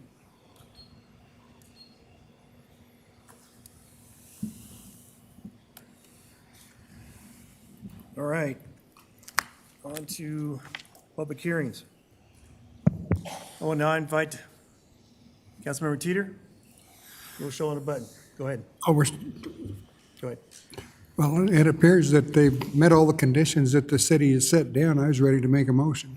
But we So we're gotta not there. have public hearing We're not first? there yet. No, Nope. okay, You gotta listen to the public first. okay. Yeah, it's not one side. Thank you, sir. All right. We'll now invite the public to provide testimony and ask the city clerk if anyone from public signed up to testify at this hearing. Seeing the room is full, I presume. Mayor, thank you. We do have 2 people who signed up via Zoom and met the deadline, so we'll start with them. And then we also have 8 people signed up here in person. So I will Okay. call, oh, yeah, go ahead. I just want to read my portion here. We welcome your comments and input to ensure effective hearing. All persons required to observe the following. Each person desired to speak must have registered with the city clerk. When you are recognized to speak, please approach the podium, state your name and address for the record, state whether you support or oppose the case before providing testimony. All comments and testimony shall be made from the podium, and no comments or testimony shall be present from the audience. Comments and testimonies are directed to the mayor and the city council. Dialogue and inquiries to the members of staff or the seated audience is not permitted. Inquiries that require staff response will be asked through staff, through city council. It is our desire to hear all relevant testimony on this topic in a timely manner and with the atmosphere of respect. Our procedures are designed to ensure that occurs. All public comment shall be limited to 3 minutes. Thank you for your cooperation. We look forward to hearing your comments. May you proceed, City Clerk. Thank you, Steve. Thank you, Mayor. So our first person signed up on Zoom. I'll ask my assistant if Brittany Barden is on the Zoom call. Have you seen? Okay, looks like Brittany's not here. So that brings us to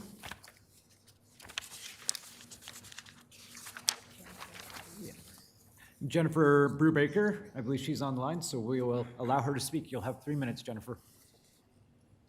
Hi, can you hear me? Yes. Hello? Yes. Okay, thank you. So I am Jennifer Brubaker. I live at 16449 East 99th Way in the Frontera Village area. And first I want to state that I'm super disappointed because I do live in Frontera and I did not get notice. So I don't know what part of Frontera Village was given these mailings, but I was not. And so I think it shows a very disrespect to our community that one person showed up to these meetings and we're going to take that as nobody in the community cares, because we care. So the next point is I have sat here and I have listened to the builders and traffic people talk about the fact that traffic won't be impacted. I don't care who you are, adding 227 units, traffic is going to be impacted. It may not be something that long-term effect impacted, but 227 more cars on our north side is going to impact everybody's life. I'm also stating that all I have heard from the north side since I moved in 2021 is that we want more commercial businesses in our area and less housing to be approved by the city council. And all city council keeps doing is approving more and more and more housing. Taking away this commercial land and giving it to more housing is doing exactly what we as the north side have asked you not to do. Whether the owner of the land, the broker, yeah, he wants it sold. He's going to talk up that it's not a good area to build in. He wants his land sold. I get that. But listen to your residents, please. And my last point is that we are in a drought, but we're going to build 227 more units instead of 68, 227 more toilet flushes a day, 227 more yards to be watered, 227 more dishes to be done. I truly feel like we are being irresponsible if we vote yes on this. Thank you. Thank you. Mayor, our first in-person speaker is Marissa Mink.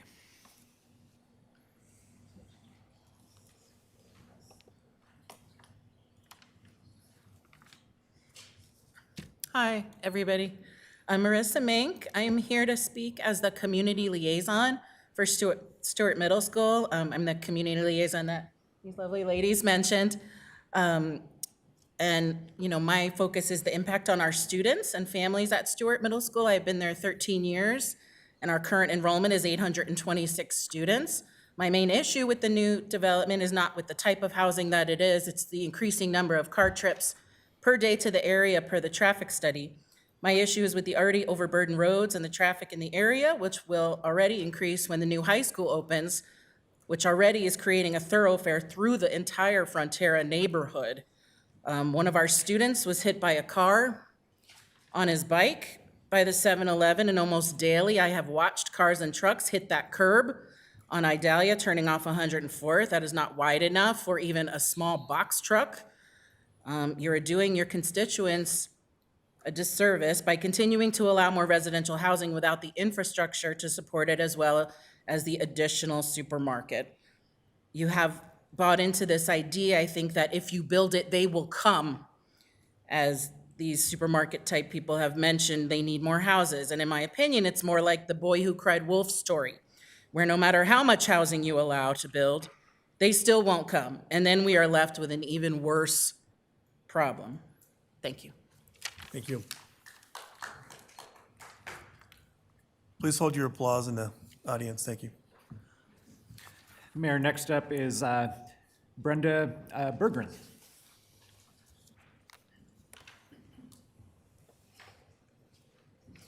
Thank you once again. My name is Brenda Berggren. I live at 15501 East 112th Avenue, Unit 23F in Commerce City.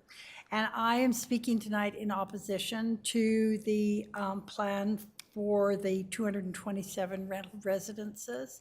You have already approved right across the street, 283 apartments.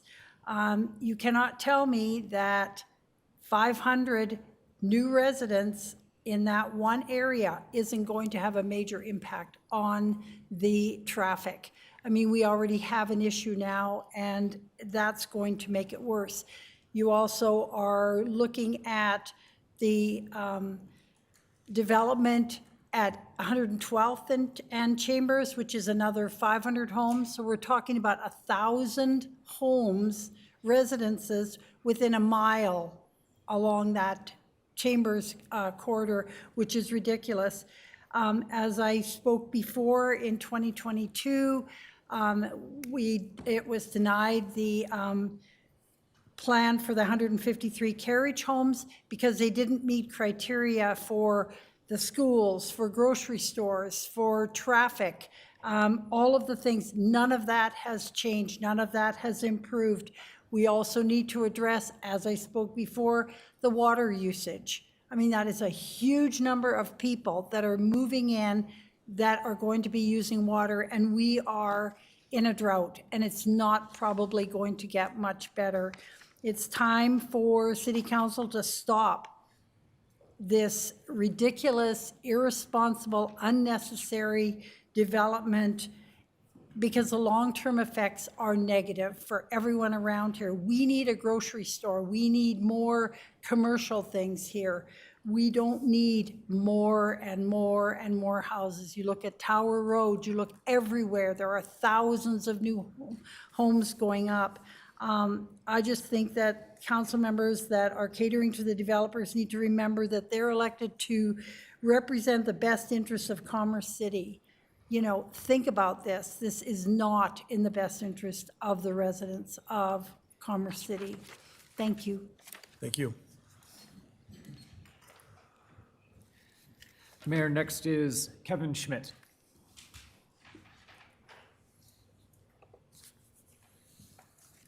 Oh, and before you begin your testimony, I need you to either support or are in opposition of this.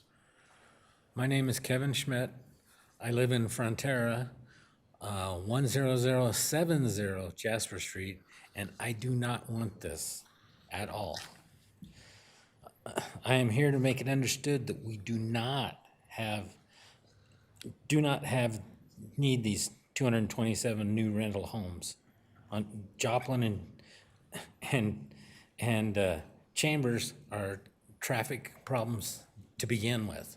And now you add this, that makes it even more. The other problem that I foresee is this emergency exit was never talked to by the HOA, which goes through their green belt. And I know this for a fact because I'm the president of the HOA. So this developer is not doing their wherewithal to actually talk to the people that are in the area. Because I only live about a block from there, and I was never told about this at all until the signs went up. The problem is we need more we need a King Soopers cannot keep up with what we're doing right now as it is. We need to start working on, you have a location with infrastructure already on the northeast corner of 104th and Tower where the Walmart was supposed to be built. It is my understanding that that land is owned by the Kroenke Group, the same people that own the Prairie Center in Brighton, and they have brought all sorts of sit-down restaurants and stores and bringing in revenue to Brighton community. We, as Commerce City residents, don't need any more residential. We need more other things in here. We're bleeding out tax money to Thornton, Green Valley Ranch, and Brighton, and we're not seeing any of that coming back to us. And we need to start looking at getting stuff back to the Commerce City tax. We all need to remember that the city council works for us, not for the builders and not for the big money backers. We need to start looking at putting things in our areas that we actually need, not more residential housing. And we need to have the builders that are putting through these contracts to actually talk to the people around them instead of just going around and not talking to them at all. Thank you very much. Thank you. Mayor, next is Christy Douglas.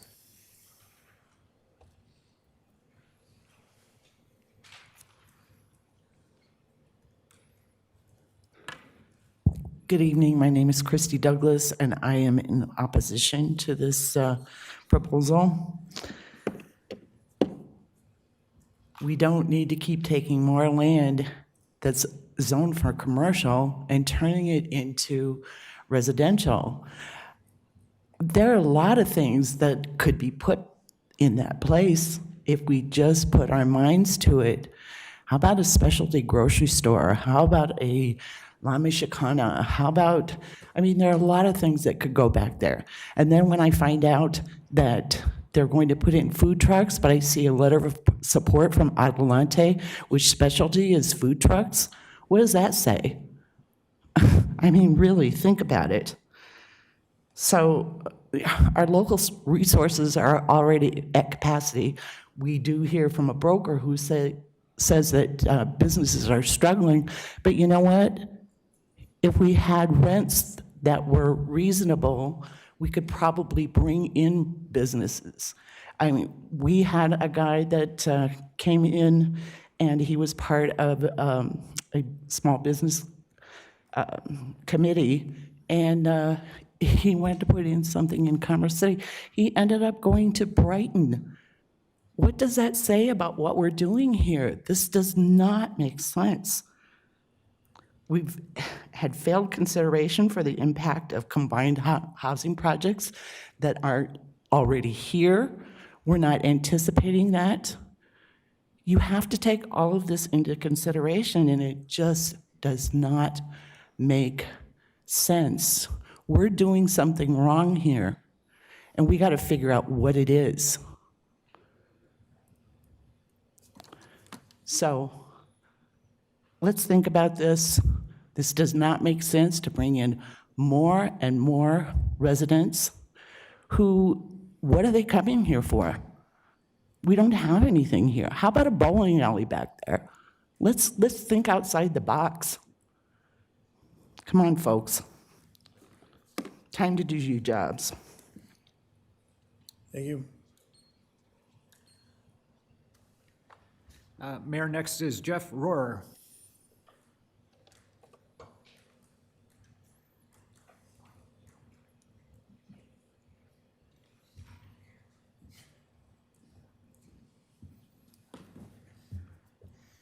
Good evening. My name is Jeff Rohrer. My wife and I live on 99th Way in Frontera Village. We have lived in this community for over 12 years. I am in opposition of this proposal, along with anybody else that said that they didn't receive any notice of this until now. That is correct. The 300-foot distance that they do affects Frontera Village. Frontera's outside of that, so the notice they gave was, not compliant with anybody else and not in consideration of the residents. Frontera Village is approximately 770 single-family homes, 203 townhomes totaling 973 residents. Based on reasonable estimates of 3 vehicles per household, that means roughly 2,919 vehicles associated with this neighborhood. When there's 10 access points in and out of the community, but only 4 of them legally allow a left and right turn. We are here to discuss the proposal of 227 additional single-family homes near 102nd and Chambers Road. This would introduce approximately 400 more vehicles into the neighborhood, increasing the estimated total to be around 3,319 vehicles. The area of Commerce City does not have the infrastructure necessary to support the increase of population, traffic, or utilities. As a first responder, I view this more than just an inconvenience. If a fire were to break out in the neighborhood, the Marshall Fire, there would be flames that can spread extremely quickly. There would be no safe way for everyone to evacuate the neighborhood. Additionally, first responders would not be able to access the area in time to address the incident. On top of this, the congestion created by the elementary school, middle school during pickup and drop-off brings countless additional vehicles to the neighborhood. Stewart Middle School sits as a direct access point on East 101st Way, which only intensifies the issue. I have personally witnessed numerous traffic law violations ignored, no parking signs being disregarded, stop sign violations, cars parked in intersections and in front of fire hydrants, prohibited left turns during the school hours, speeding, and more. All of these issues encroach on the overall safety of the community. For example, I've only got 30 seconds left unless I can take anybody else's time. Just after 8 o'clock this morning, the semi-truck crashed on 96th Avenue and Landmark, blocking access for 96th, east and westbound. They were also doing construction on 101st in front of Stewart Middle School. So the only way to access Tower Road was to finagle your way through the subdivision to get to 104th and over to Tower. Once you introduce that new high school, this traffic is going to increase. I guess in closing, not every piece of land needs to be developed and more homes. It's become apparent that Commerce City is not acting in the best interest of the community or the residents. The focus seems to be pursuing large financial gains for certain city officials rather than providing the well-being for people who live here. Thank you.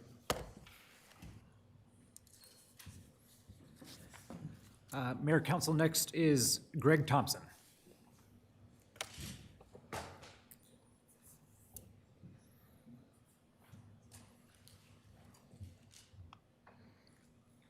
Good evening, Mayor and Council. My name is Greg Thompson. I am a planning manager for School District 27J. My job and role is to respond to referral responses that I get from the planning department and make school projections. My address is 1850 Egbert, Brighton, Colorado. I'd like to provide clarity to you about any school issues that you have. First off, having a variety of housing options is something that is generally desirable from a school district standpoint. We do get different rates of students out of different housing products. So, that is beneficial from a school district perspective. Would like to clarify too that we do own a portion of this application site. There is a 1.1 acre piece that was purchased several years ago when we were looking to develop Stewart. And it's a remainder piece. As the road curved, that piece was cut off, if you will.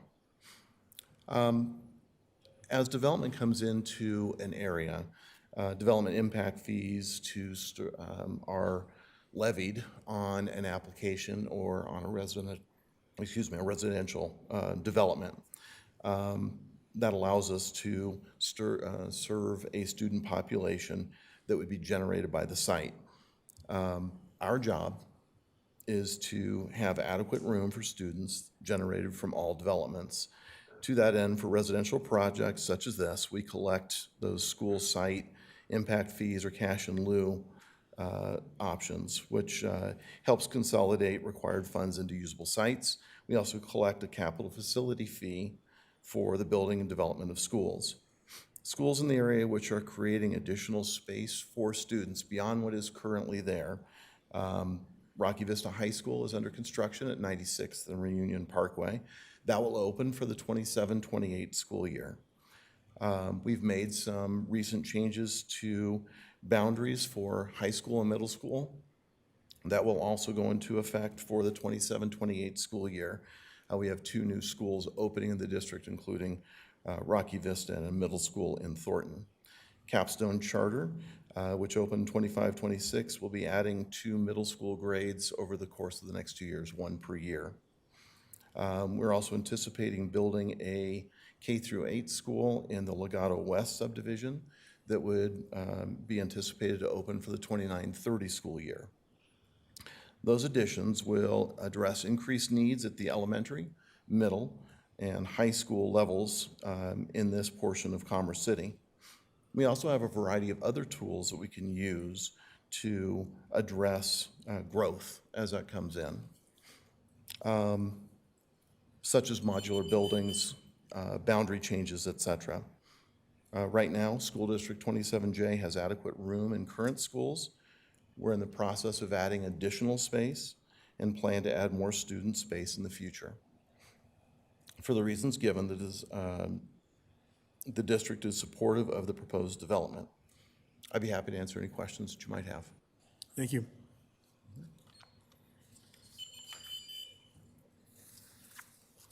Mayor, next is Rob Schechter.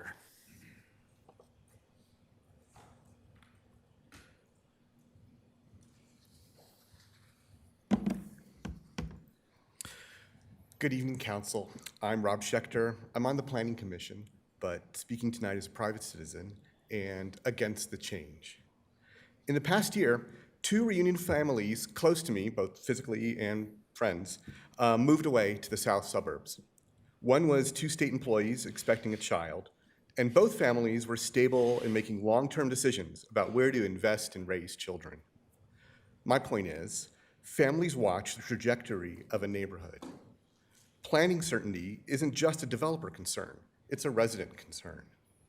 When stable families lose confidence, the city loses more than rooftops, it loses civic capital. This tract is the Northern Neighborhoods Character Area. Page 89 of the comprehensive plan lists the primary land uses that we all decided on, like single family, attached homes, and parks. Multifamily residential isn't primary here, it's secondary.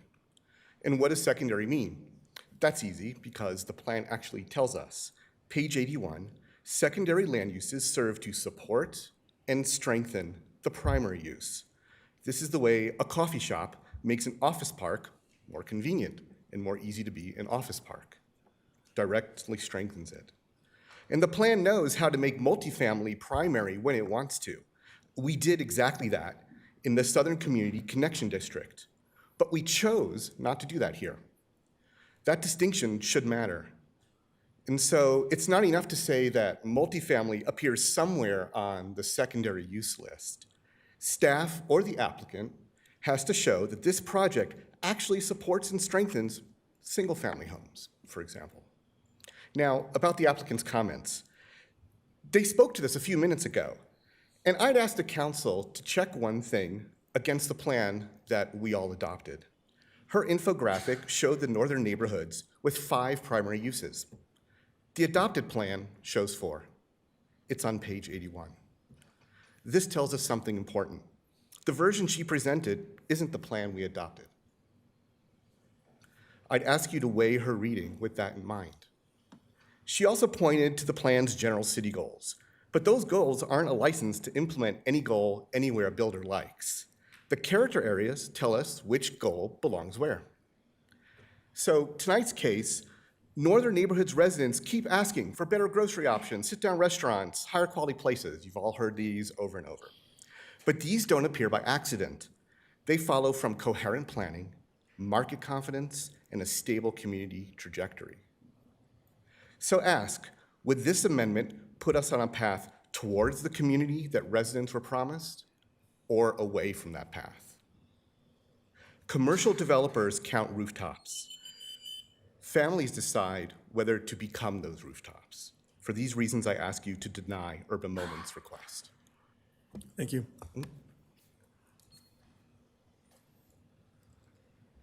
And Mayor, our last speaker tonight is Tom Kaufman.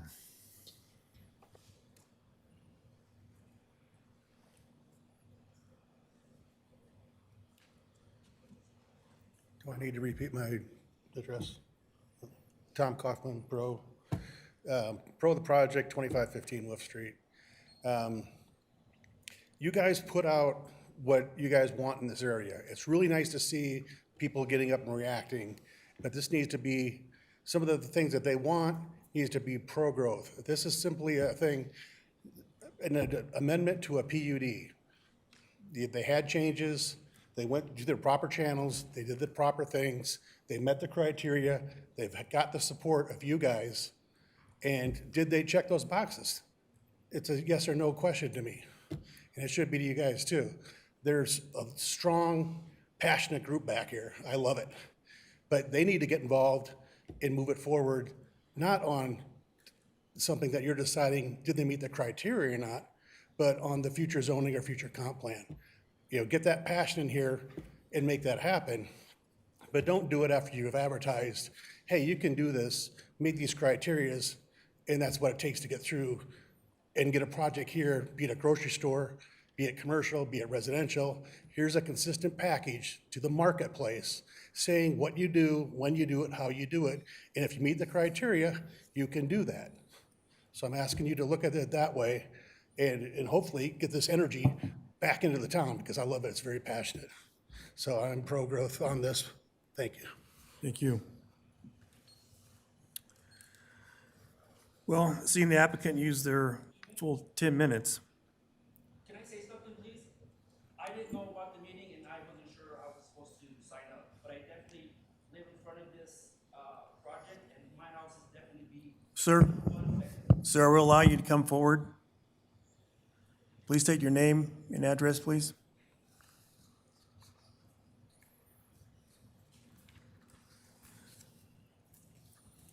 And before you start, well, after you introduce yourself, Hi, either support Joseph or you Estrada. oppose the project, okay? I oppose the project. We live at 10191 Joplin Street, right in front of the middle school right there. So there's a couple of issues going on. They're saying it's gonna be 227 houses, right? Single-family houses. Well, that's not gonna be 227 cars, obviously, right? That's gonna be double, triple the cars, which is gonna be double, triple the cars on the road leaving Frontera Village. Now, right now, when school's in, it takes me almost 30 minutes to get out of Frontera, and another 30 to 45 minutes to get in. Now, half the times, I have to fight with the people to get in and out of my driveway. This is supposed to be a home. We're supposed to be safe and relaxed. None of that is happening here. The traffic is crazy. You can't leave Commerce City on 104th and 85 without going an hour or more in the mornings. So how is this a safe community? What are you guys doing to improve our community? Nothing. Right? Just jam more shit down our throat, excuse me. That's all we're seeing. The last 20 years we've been here. And to get us to move here, we were promised a regional park and a road that was not to be opened. What did we get? A school and a racetrack in front of our house. Another thing, when they built that school, they were stealing the water from the fire hydrants. I called the police station to complain. Where's your footage? I got my footage. They didn't do nothing. We paid for that dirt, for the water to be sprayed on the dirt so it wouldn't be so dusty in the area. After that, I've had asthma since that school was built. So I got asthma, we had to pay for the freaking water for that school to be built. Does that sound fair? Does that sound like a good community? Not to me. That's a bunch of BS. There ain't gonna be no 200 freaking cars. That's over 1,000 cars. You know how much more time you're adding to our commute? How much more gas we're having to put in our vehicles just to get out of this hellhole? So we could go eat dinner somewhere else? You guys are tripping. Thank you. All right. Seeing the applicant used their full 10 minutes, there is no time for rebuttal. I will now close the public hearing. Councilmember Trujillo? Thank you. I've heard some comments during public comment around notice requirement or notices. Can I please get the dates that notices were sent and by what means they were either displayed or sent? So the Land Development Code requires minimum 7 days prior to any hearing that a notice be published in the newspaper, sent out via the mail, and posted via sign on the property. As some of the residents have, posited, there is a sign out on the property that was posted ahead of the June 15th meeting and has remained on the property ahead of this meeting, in addition to being on the property ahead of the Planning Commission meeting. That was held in May. There's 2 flyers that were sent out. I can get you those dates if you want to know what date, but the city is responsible for sending out the mailing flyers. So I can confirm with you those exact dates that they were sent out, if that's worth us doing the research on. As far as for the newspaper, for budgetary reasons, the city is responsible for publishing in the newspaper, and so we use the Commerce City Sentinel, which is a local newspaper. And so there was 2 postings in the newspaper prior to the Planning Commission meeting and prior to the City Council hearing. Actually, technically 3. There was a posting for the June 15th hearing and a posting for the July 6th hearing. I can get you those dates on the flyers if that's important for the discussion. I do think it is for the record. Do we have those dates?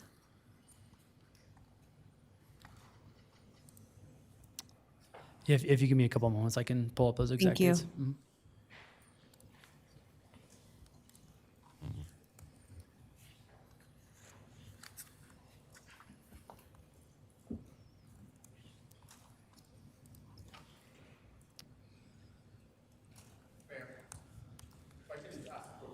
Hold up. Well, hang on. Hang on, sir.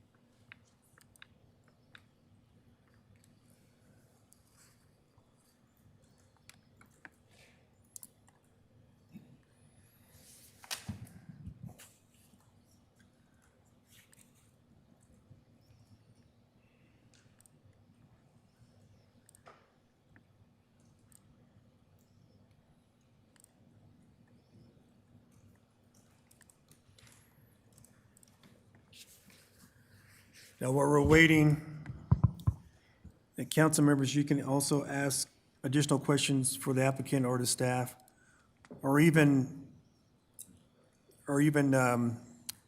from our public who came in and provided testimony. You can ask questions of them as well.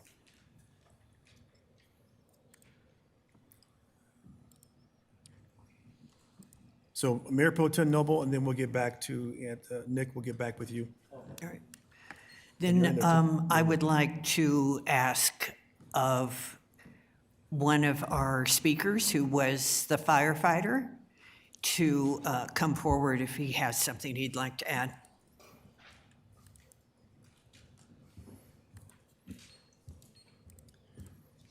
I guess my biggest point is to comment on the notification. City, whatever your title is, do you currently receive the Sentinel newspaper? The city does. Do you personally at your home receive the newspaper?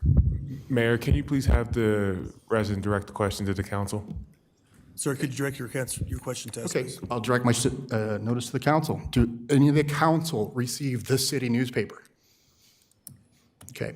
Well, I will tell you firsthand that I can't think of one time I've ever seen the city newspaper. So the fact that this type of notification says it's being sent out, the sign that went up along Joplin, I noticed it around June 14th of 2026 was the first time I saw it. So just want that to be made in record, and I know I'm not the only person in Frontera Village that did not receive notice, and by the distance that they have to send this, sounds like it was only sent to the residents that were behind the PUD that they're trying to do. So, and it was probably, none of those people obviously noticed it either if only one person showed up. Thank you. I do have the notice information for you. So Thank you. The flyer dates are April 21st and June 23rd for the mailings to be sent out. Okay. I have the mailing list here for those that it was sent to. The Land Development Code requires a 300-foot buffer to be sent to those within. As a matter of policy, the city sends it to a 500-foot buffer to expand that. As far as the newspaper, it was published on April 23rd and then published on, excuse me, wrong month, the June 4th, and then was published on June 25th for those newspaper postings. And then the sign was put on the property on April 27th.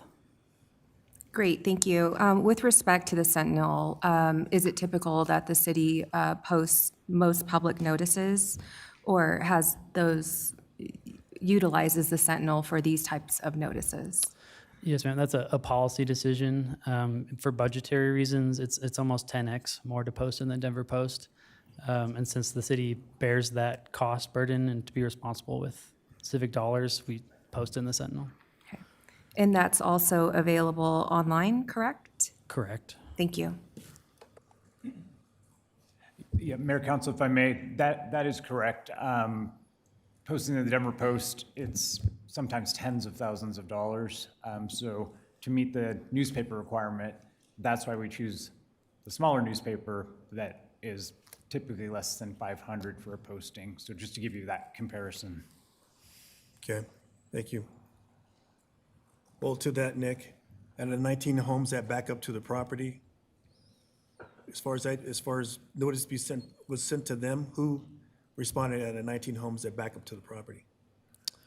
So the city doesn't have a good way to track response. I can provide the mailing list and we can go through and compare potentially addresses to see how many of those homes were included into the mailing list. It's something that's done on the Adams County proper assessor site. So it goes to the property owner and not necessarily the current resident. So if there's renters or what have you. As far as respondents, there's not like a method on our notices to say, hey, please confirm if you've received this or anything like that. It's certainly something we can look to explore if that's the direction council will go. If I may, Nick. Sure thing. If I may, Mayor, I believe what you're asking for is one, I may be inferring here, do we have a list of who the notices were sent to, and do we receive a notice? The simple question that is no. It is our responsibility to ensure that we have the appropriate and the most factual address, that we work in partnership with Adams County's Assessor's Office to ensure that the mailing that is being provided as required by our process is being met. It is not, I don't think it's fair to expect that we will be able to receive a response from those that have received it, because we can't dictate how they are receiving, how they are responding, or how they are collecting and or reviewing their mail. So the test that is set for us is to ensure that we have established that list, have met the notification by that list, and maintain that list if this question comes up: did X and X receive it? And as so, what did they receive? Which I believe Mr. Barry has addressed in a number of different questions from the council tonight. Okay, thank you. Councilmember Dukes. Thank you, Mayor. City Manager Rogers, my question was, and I think what I heard you say is that according to our LDC, we met the expectations for communication in terms of we actually went above and beyond with the 500 buffer for flyers, for notice in our newspaper, and for communication for the signs within the PUD change area. Yes, sir. This is an LDC requirement that we recently approved as council, which is written into our land development code as approval as of earlier this year, correct? One that's been existing since the 2009, which has been carried forward. Oh, since 2009. And it hasn't been an expectation to do, invite RSVP understanding who's coming, who's not coming for any of our land development PUD changes or anything. That's not written into our land development code, is that correct? That is correct. Thank you for the clarification on that. I do also have a question. There was a comment made for the applicant, if I could have the applicant come up, around one of our speakers mentioned there's a discrepancy in the comprehensive plan and what you presented. If you want to address that, I'm curious around if that's. I'd be happy to. And, I don't, I took what was shown in the presentation as screen grabs from the comprehensive plan. So I'm not sure, I don't have the comprehensive plan online. I took it from the online version that's posted, but it does, what I had pulled did say primary land uses are attached homes, duplexes, townhomes, single-family homes, utility, public gathering spaces, parks and open spaces as the primary. And then the secondary land uses are noted as multifamily residential, near collector and arterial roads, commercial, retail, entertainment and service, and office. Okay, thank you. So you've took it from what we had online and provided it within the screen. Question for our city staff: did you see any discrepancies in the application as you reviewed as a staff this alignment to a comprehensive plan? No, sir. Thank you. Thank you. Mayor Pro Tem Noble. I wanted to go back to the notifications again for a minute, because I think that we're talking about apples and oranges. The city has a very strict process. We were supposed to have this hearing a month ago, and it wound up being canceled because the notification process had not been followed appropriately. So we redid it and did notifications again. But the other, that's the apple, the orange is that the applicant does notifications for the meetings. Do we do the notices for the meetings of stakeholders, the 300-foot notifications? So we require our applicants to notify up to the 500-foot buffer. They provide the mailing list that they send to, a version of the flyer to confirm that it's been mailed out. As far as that would be so there is a verification process for that noticing for neighborhood meetings, but you are correct, it is done by the applicant, and then the city does the public hearing notice. Okay. And what, does it matter what it is that they send out? It could be a 3.5 by 5 postcard, or it could be a letter, or are there any requirements about what they send out for their meetings? So there is city policy that dictates. We have a standard template that we offer for developers to use and modify for their specific request or proposal. As far as standards of the Land Development Code, there are no strict standard requirements for neighborhood notices. So does that answer your question? So there's no strict requirements, but the city has a policy around generally how it should be handled. Yeah. I just wanted to make the point that people receiving notification about this project is one set that receives mail from the city, and then there is the separate mailing that is done by the applicant for the stakeholder meetings that they hold, or community meetings that they hold in advance, which was one person attended one meeting and then no one attended the Zoom meeting, apparently. But I was hoping that there was some consistent way of being able to look at it so the general public could say, oh, this is a notification I'm receiving about something being built near me, so that they would always open it up, because we all get mail that might look like junk and may not even open it up. So maybe that's something we can visit in the future, but at the moment it isn't applicable. City Attorney Zarzaki. Thank you, Mayor. I want to be clear. So there are notice requirements that are baked into the Land Development Code. Under Section 213185 of the old code, it has notice types. Community development staff just clarified that there's basically 3 types of notice. There's the mailing notice, there's the placard, and there's publication. Just to expound on an answer for Mayor Pro Tem with regards to, is there a standardization of type of information that's provided? There's a notice content requirement under Section 213190 that clarifies that all notices required, so under all 3 of those, the mailings, placards, publication, that they have to indicate the time and place of the public hearing or action, describe the property involved, the nature of the application, and indicate where additional information may be obtained. So our code does not clarify that a mailing is a certain size or color, but the content is certainly regulated under code. Yes, and does that apply to the community meetings that the applicant holds? No, this is for the notice requirements. And I have confidence in the city's mailing. I didn't mean to indicate otherwise. No It worries. was inquiring about the other meetings as well. Okay, it is complicated, and someday maybe we can revisit that and see what could be done on the exterior, but tonight is not the night for that. Thank you. Mayor, if I may, there's additional language in the code with regards to the sufficiency of notice, and I think that we are getting very close to that issue here.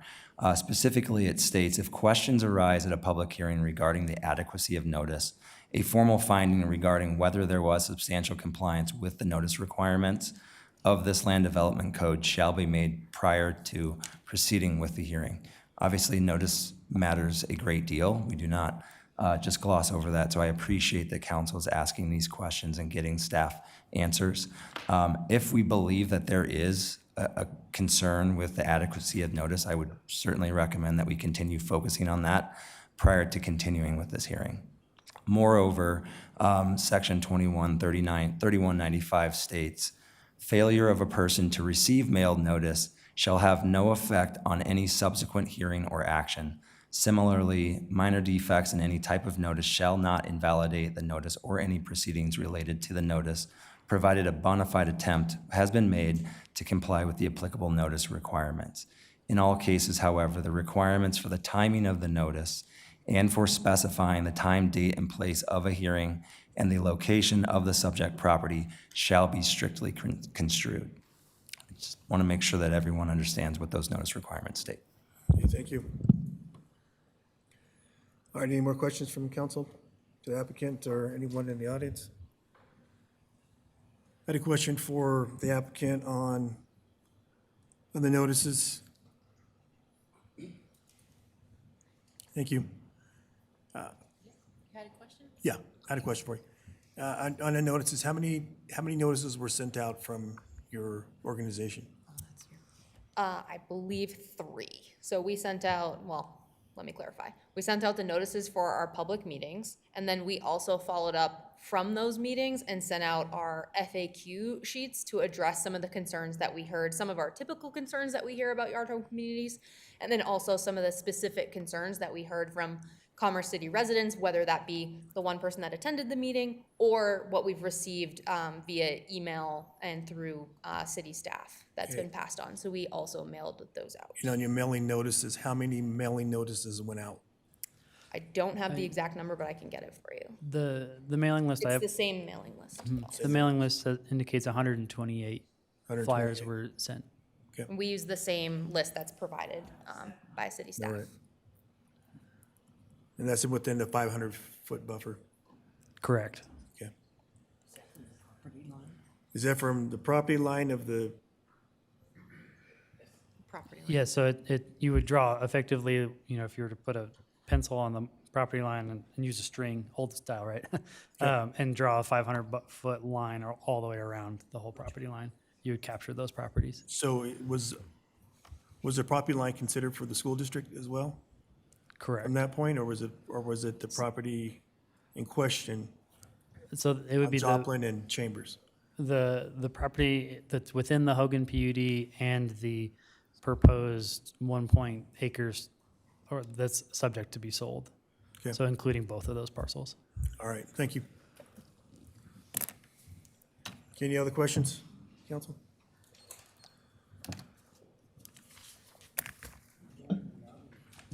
Mayor Pro Tem Noble? About the property line, which property line? The line on the south side, the line on the north side? Do you do it from the middle, east, west? So to answer your question, it's yes. So we would use the north property line, the west property line, the south property line, and the east property line, and go 500 from all of those cardinal directions, including diagonal as well, to northeast, southeast, and so on. Okay, and it would have included then the commercial properties as well? Because of the width of the Excel right-of-way, it didn't extend beyond the power lines to the north. Okay, it didn't, Correct. even though it's 500 feet in circumference That's my recollection. or radius? Yeah. Wait, I have to go whichever- back to my geometry. Yeah, whichever it is. To my recollection, I could go through our screenshots and see if it did extend beyond the Excel line, if that's of interest. Yeah, it would have to. Okay. Thank you. All right, seeing no other. We'll now close the public hearing. I need a motion and a second to approve PUDA 25-003 on ordinance approving the Hogan property PUD zone document amendment number 2 to consolidated plan area B and D, modifying the allowable use, establish development standards, and expand the boundary of the PUD for the property located at 230 Chambers Road and in 15955 East 101st Way, consisting of 16.2 acres. Councilmember Teeter.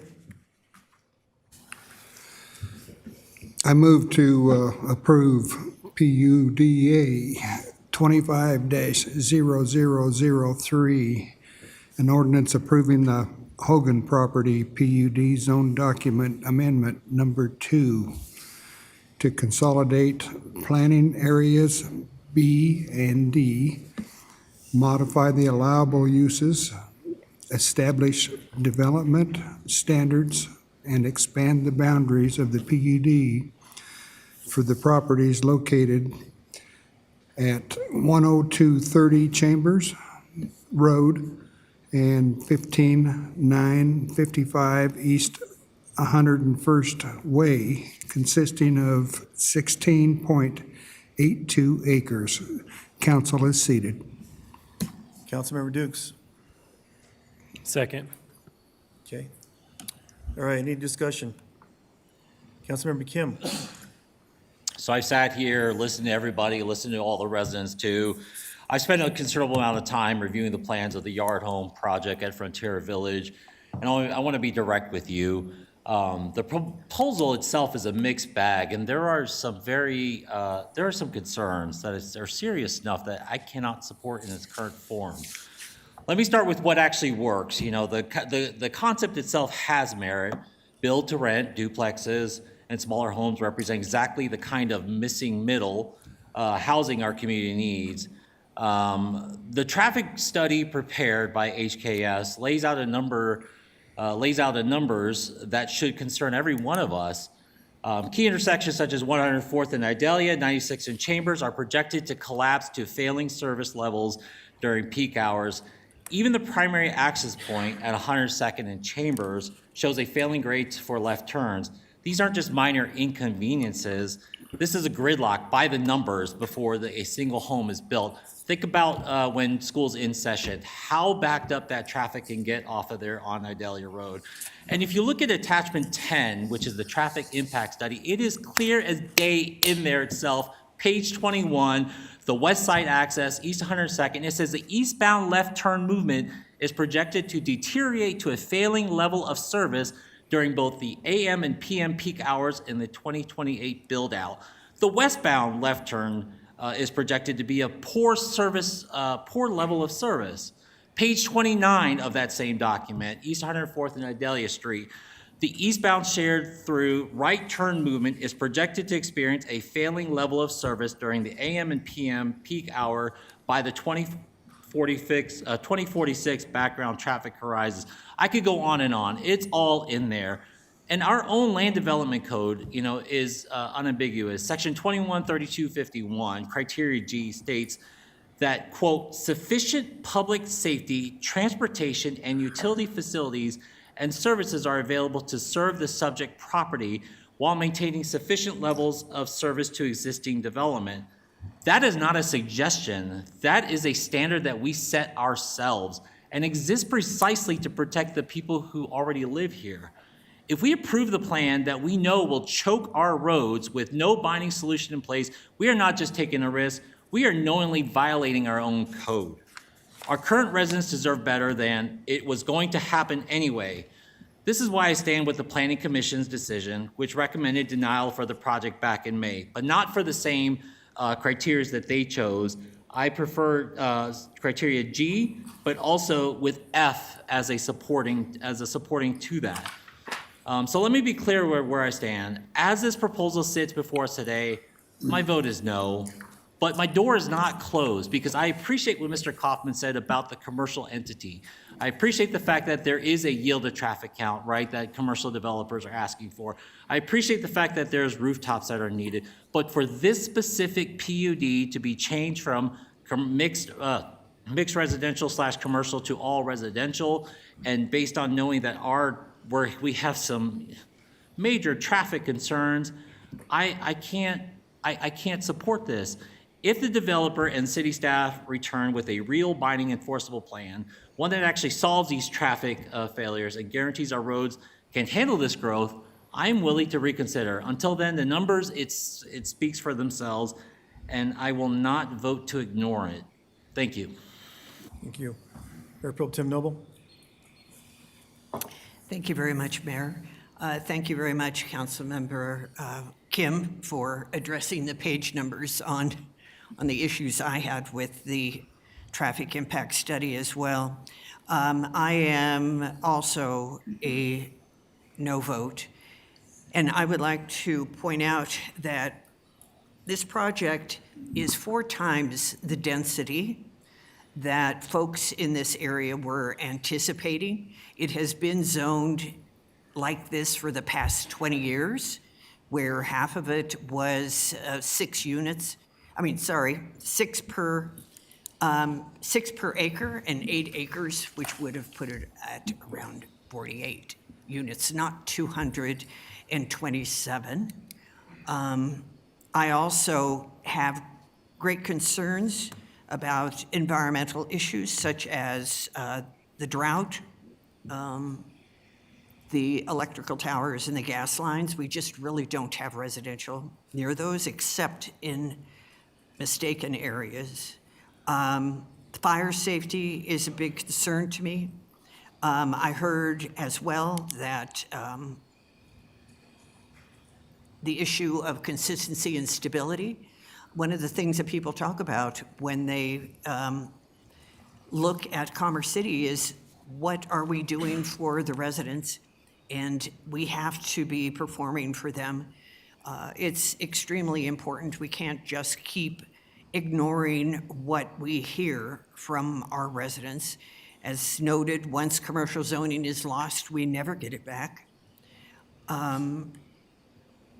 For several reasons that I can go into further, but I'll just say that my criteria that I use in opposition are C, which is environmental protection, efficient provision of streets, roads, and other utilities and services. I don't find that to be the case. I do want to say, though, I like Yard Homes' product, similar to Councilmember Kim. They picked possibly the worst corridor to put this product in. I also am using F criteria. The proposal does not mitigate any potential significant adverse impacts on adjacent properties. And G, I believe there is insufficient public safety, transportation, as was noted, and to serve the subject property while maintaining sufficient levels of service to existing developments. So I am a no as well. Okay, Councilmember Dukes? Thank you, Mayor. I'm actually a yes with this proposal with conditions. And so City Attorney Zarzeki would like to talk about a condition, or if I need to do a friendly amendment. The condition is around public safety and transportation. My ask for the developer and for the property owner to come back with a suitable plan to address some of the traffic and public safety concerns as you're walking through and we're talking through some of these conditions for the PUD amendment.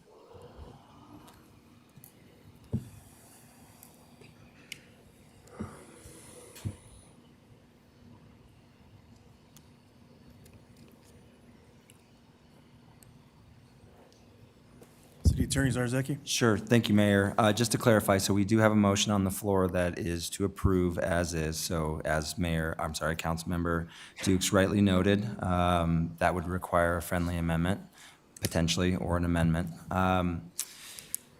With regard to the condition, my initial reaction is having a conditional approval subject to something, a plan that the applicant would prepare and have in the future, I would recommend against as a condition, in large part because City Council is not going to have a subsequent opportunity to review what that plan may be. Alternatively, what you could do, Council could continue the hearing to a future date to provide the applicant an opportunity to come up with a plan that would address those concerns. Additionally, to the extent that there are any proposed conditions that the full body is interested in contemplating, my recommendation would be to afford the applicant an opportunity to talk to you about whether or not they would be amenable to those conditions. Thank you, City Attorney.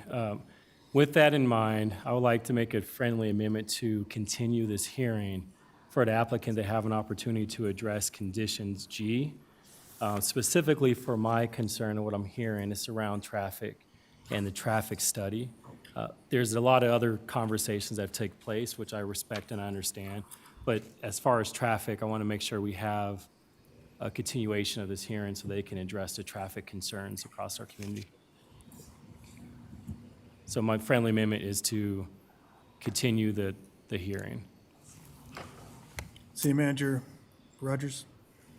Thank you. I think specificity is needed here because when we think about traffic conditions, there are two types that we're discussing here. We're discussing background traffic conditions, which are existing, which are outside the control of their development. and then there are development derived impacts in which they are required to mitigate and to minimize.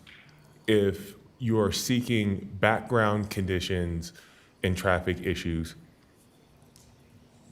philosophically speaking, those are, No, and so I'm seeking conditions that are within a developer's control, that they need to be addressed, that we can highlight for the community that this is how this will be addressed within their conditions. thank you for Is that that- clarity. So I think the conundrum here is that we have a primary motion that is a motion to approve. An amendment to continue that would technically be a motion to approve and continue. I'd like to withdraw the motion to approve. So But under, Councilmember Teeter. under Bob's rules, the motion has been seconded, so it is technically a motion that belongs to the entirety of council.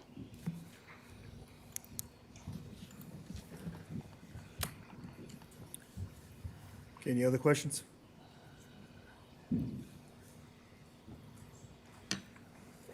Mayor Pro Tem Noble? Thank you. City Attorney Zarzaki, would it be possible for the motion maker to accept an amendment that would postpone it on the timeline that Councilmember Dukes is? Yes, and I am your parliamentarian, so I apologize for being so rigid, but I think a cleaner way to do this is if council is interested in potentially continuing the hearing, I would recommend that you vote to deny you vote to oppose a motion that is currently on the floor, which is a motion to approve, and then you have an opportunity to bring up a subsequent motion. That motion could be a motion to continue the hearing to a future date. Because right now, amending a motion to approve with a continuance is very confusing. Mayor, Council, if I may, with the city attorney's guidance, I would recommend someone make a motion to withdraw the original motion. We have that seconded. You can vote to withdraw the original and then make a motion to continue. Okay. Is that legal? Yes. I'll Councilmember make that Sandoval. motion Or Teeter. to withdraw. Oh, Second. I was making that motion. I had been called on. Oh, I'm sorry. Go ahead. I'll make a motion to withdraw the original motion, and make a motion to continue. City Attorney Zarzaki, is that motion needs to be made by the motion maker? No, I think if you have it seconded, then you can vote on the motion to withdraw the primary motion that is on the Okay. floor. Sorry, continue, Councilmember Sandoval. So just repeat what I had originally started with. I make a motion to withdraw the original motion. And do No, I need? that's it. That's it. Councilmember Guardiola. I'll second that motion. Okay, the motion on the floor is to withdraw the primary motion, the original motion. Any discussion? Okay, we'll take the vote. Mayor, the vote is now open on the motion to withdraw.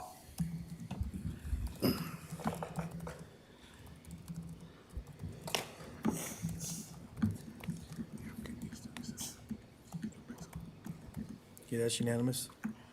All right, need a motion. Okay, Councilmember Dukes.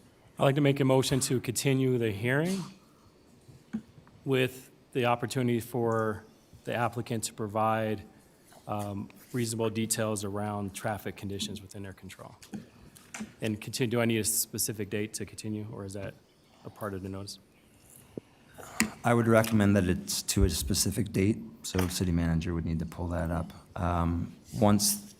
If there is a second, then council has an opportunity to discuss. At that time, I would strongly suggest that you have the conversation with the applicant to see if the applicant is amenable to that condition. So there's a motion on the floor to continue, we're waiting for it, we need a second. Okay, need a second? Well, you're waiting for a date specific for the motion. All right, with a second, Councilmember Trujillo, We're still waiting for the date. but you can second it. It's okay.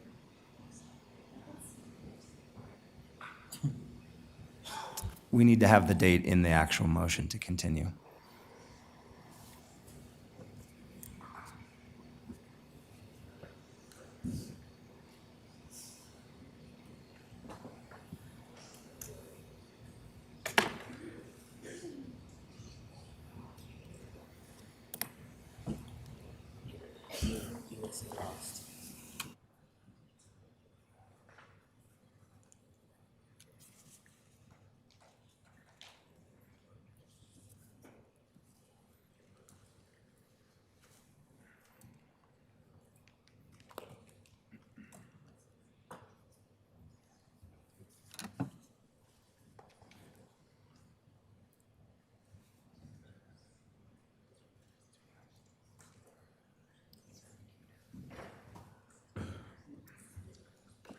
Thank you, Mayor and Council.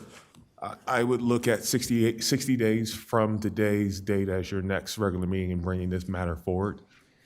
So that would put us into September, and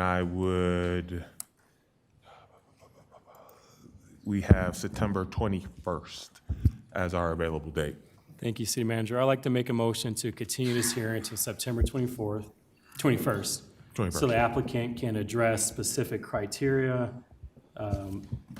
D, G. You said D and G? DG, D sub G. Or sorry, 3GG. I would recommend that that motion is to continue the hearing to the date that the city manager just clarified, for purposes of identifying a condition that is amenable to the applicant to address some of council's concerns. And I say that specifically because what we're not doing is allowing the applicant to make the case as to why they are complying with certain conditions, because that hearing has already taken place. Thank you. So I'd like to make a motion to September 21st for the applicant to adhere to conditions that are amenable to the applicant.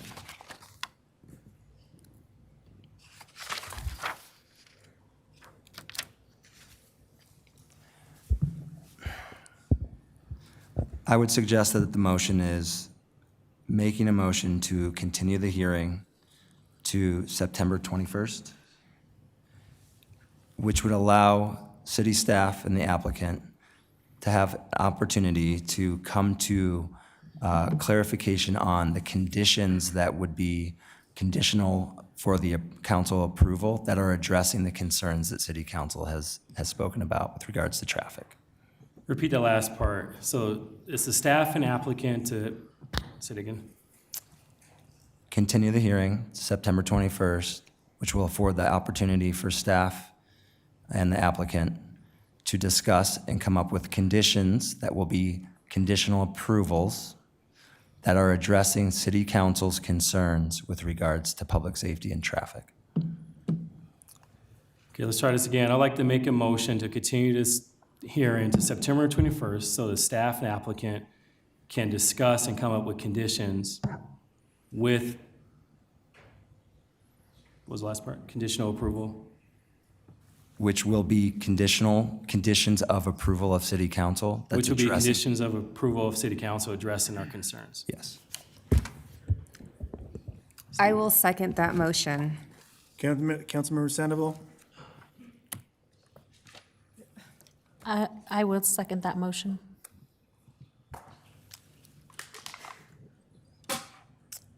And Mayor, now that the motion is on the floor, my recommendation would be to get an understanding from the applicant whether or not the applicant is amenable to having those conditions. If they are not, then my recommendation would be that council moves forward with the application that is before you. You can approve or deny. The applicant has the right to say, yeah, those are things that I'm not interested in doing. We've certainly done that in prior land use cases. Okay, so we can call the applicant forward? Yes, we are amenable to You're amenable to working with that? city staff to try and alleviate those concerns. Okay, thank you. Are there any other questions?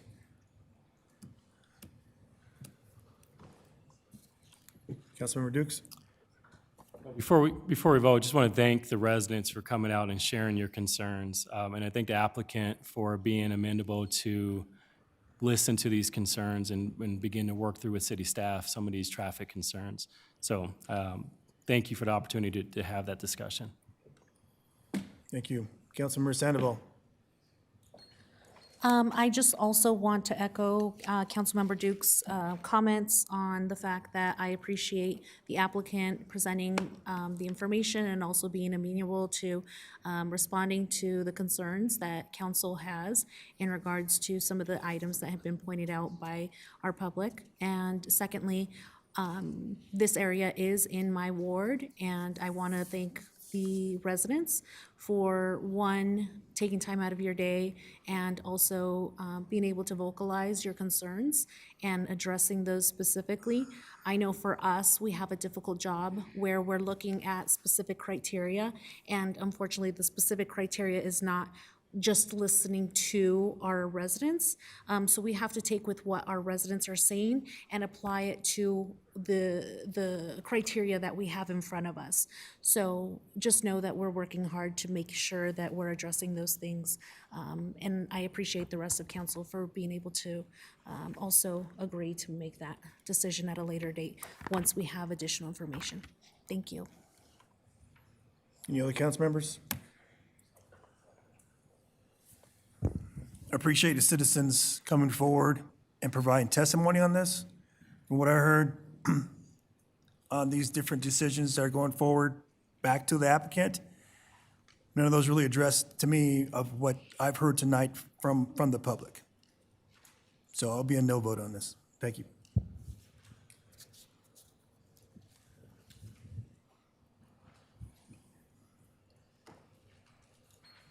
Ready. All right, let me get to there. The vote is now open on the continuance.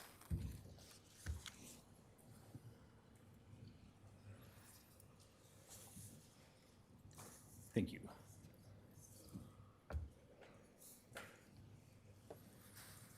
Okay, that passes 7-2.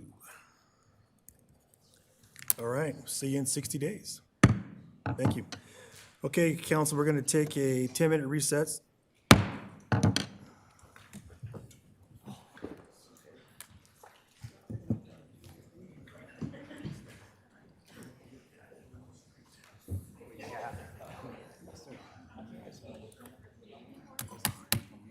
Stiff. feel like I've been sitting a while.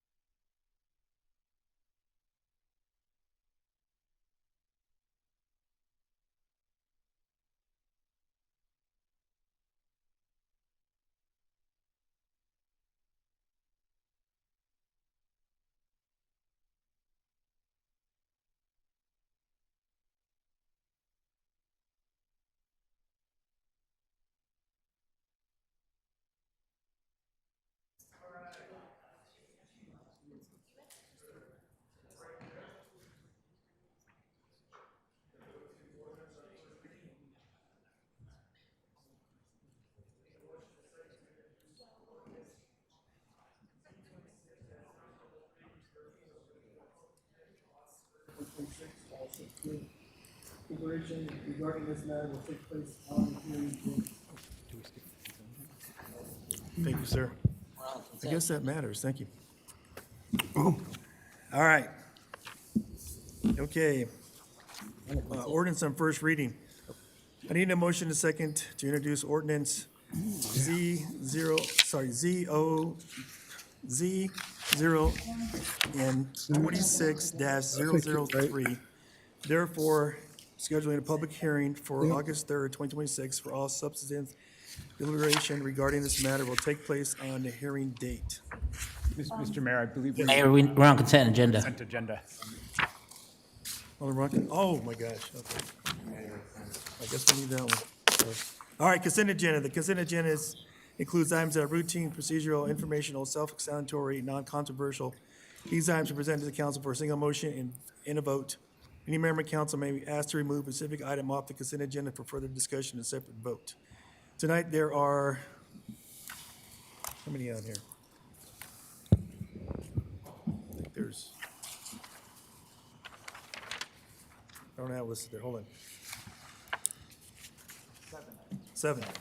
There are 7 items listed. Do any council member wish to remove any items? Councilmember Dukes. No, I'd like to make the motion to approve the consent agenda. Okay. All right. Councilmember Guardiola. Second the motion. Okay. All right, the motion on the floor. Sorry. All right. Motion and a second to approve. Okay, no one pulled anything. All right. Will the city clerk read the title and take a roll call vote? Sorry. No worries. Thank you, Mayor. Consent agenda, minutes 26-117, minutes of the June 15th, 2026 regular meeting. NCB 26-038, ratification of Rotary Sporting Clay invitational sponsorship request. Ordinance 2782, an ordinance amending the 2026 budget of the City of Commerce City, Colorado by appropriating unencumbered fund balance in the general fund in the amount of $463,040 for use on an outdoor community ice rink and authorization of the expenditure thereof. Ordinance 2785, an ordinance authorizing the city manager to negotiate and approve a lease agreement with Konica Minolta Business Solutions USA, Inc. for the long-term lease of printing equipment, including printers, copiers, other devices, supplies, and a software system for utilization of that equipment. Ordinance 2787, an ordinance amending Chapter 1, Article 3, Section 1-3006 of the Commerce City Revised Municipal Code regarding the definition of community service officer. Resolution 2026-089, a resolution authorizing a First Amendment to agreement for professional services with David Evans Enterprises, Inc. for construction management, inspection, and materials testing services for the East 96th Avenue widening project. And Resolution 2026-096, a resolution authorizing a First Amendment to incentive agreement with Ardent Mills LLC. The vote is now open.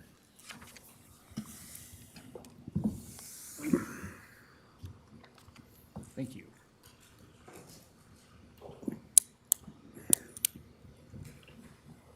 Okay, it was unanimous. All right, on to ordinance on first reading.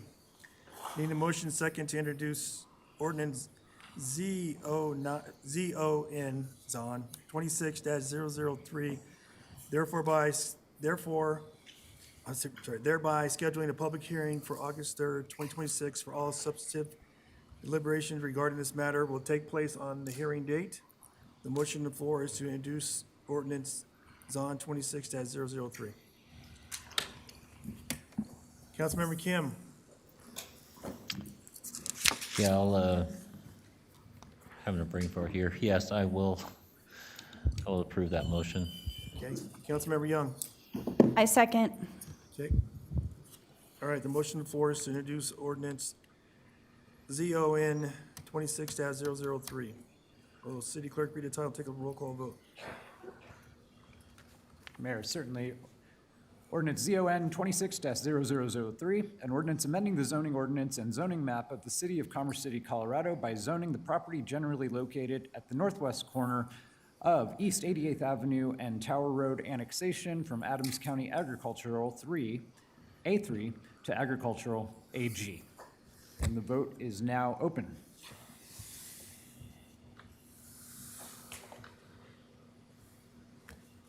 Thank you.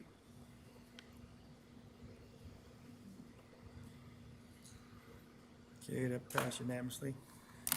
All right, next ordinance.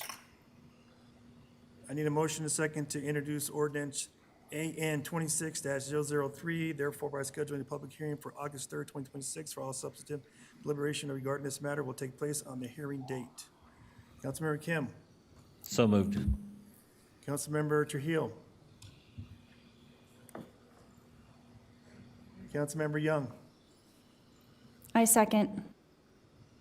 Okay, the motion on the floor is to introduce ordinance AN 26-003. Will City Clerk please read the title and take a roll call vote? Mayor, certainly. Ordinance AN 26-0003, an ordinance annexing the property generally located at the northwest corner of East 88th Avenue and Tower Road to the City of Commerce City, Colorado, in case AN 26-0003, and the vote is open.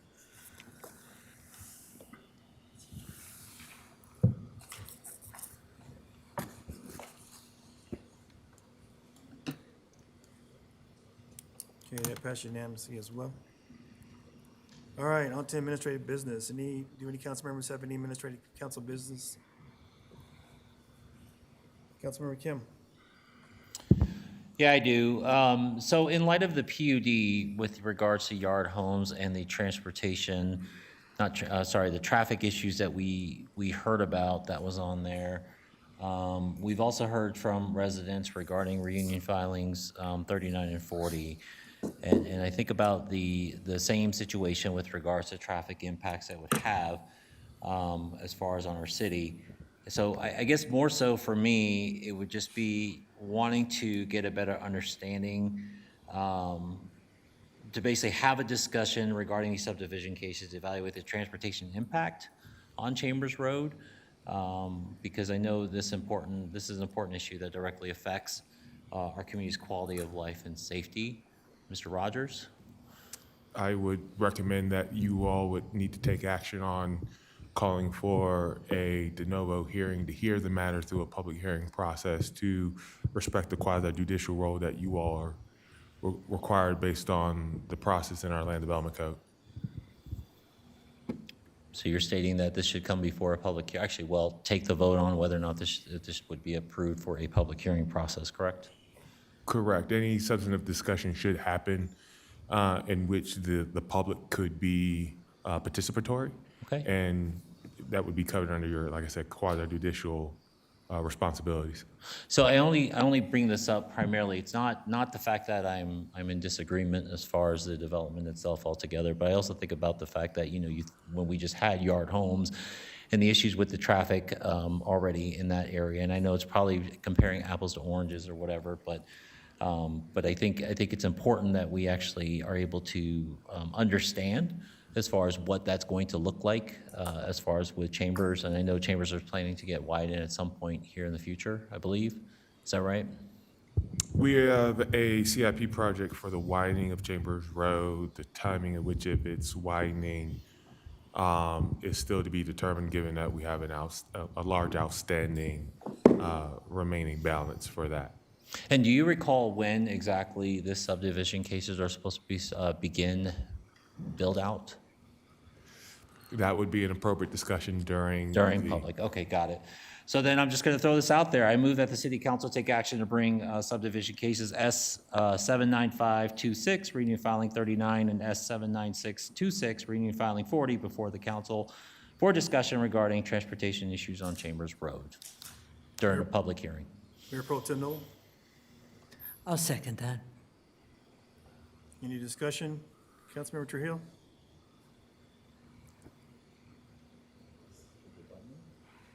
Councilmember Dukes, did you have any discussion? Yeah, it's just point of clarification.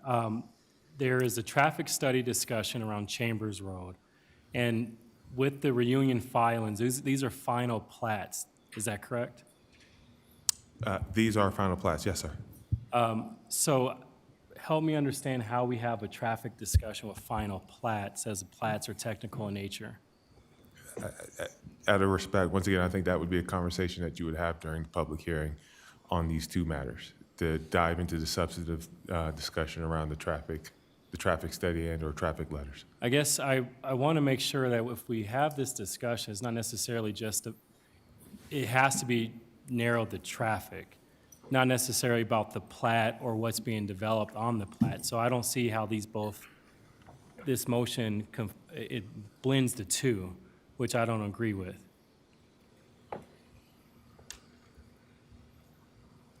So it's either a motion on the final plat, which I don't think we, as a body, we should have public hearing on final plats as technical in nature.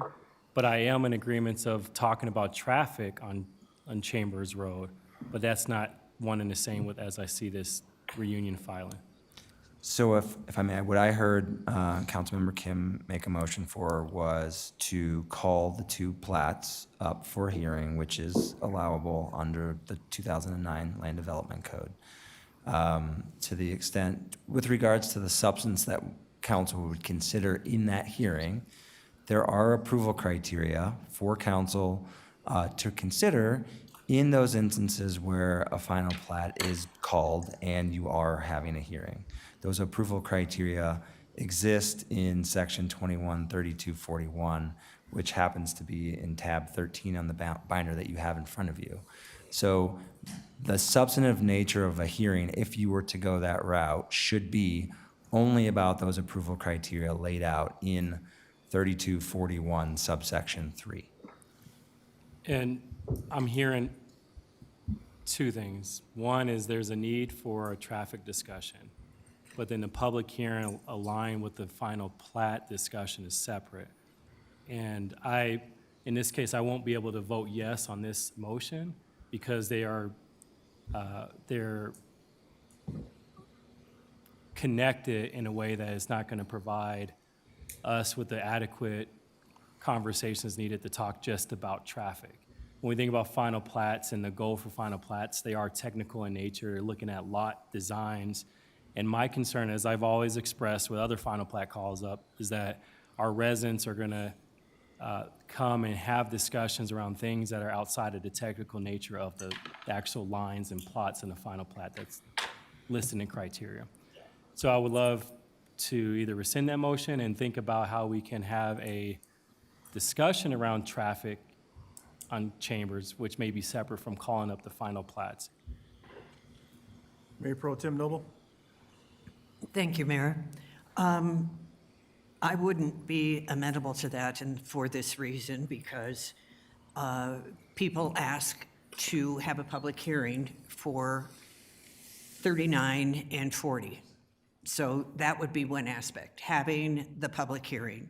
This is perfectly legal and legitimate, and in fact, any resident who lives within 300 feet of the property can submit by June 15th, as it states on the sign, that they want to call it up for a public hearing. They have to express their criteria that they're using, and they have to be impacted, so they have to be within the 300 feet. But a resident could do that. So we have the same possibility of doing that tonight, or they can find a resident who lives within 300 feet who can do it. Either way, it's entirely possible that it will be done because that's the way it works.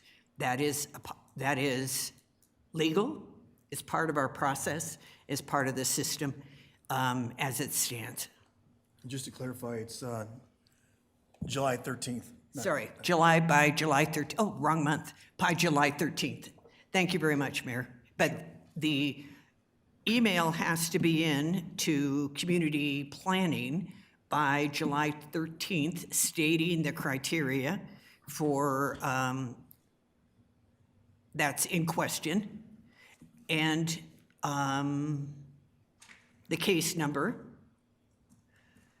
live within 300 feet, and ask for a public hearing.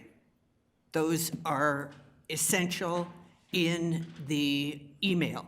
If we don't do it tonight, someone else who lives within 300 feet can do it. So we could solve the problem by just doing it tonight. And otherwise, I think it's still going to happen because they were so anxious to see it occur. The other is the question about how is the road getting paid for? One of the speakers brought that up, which I think is a separate conversation of how is widening going to occur between 105th and 112th, at whose cost, since 112th to 116th is coming at the city's cost. We haven't discussed any widening of Chambers south of 104th. It's not on our list.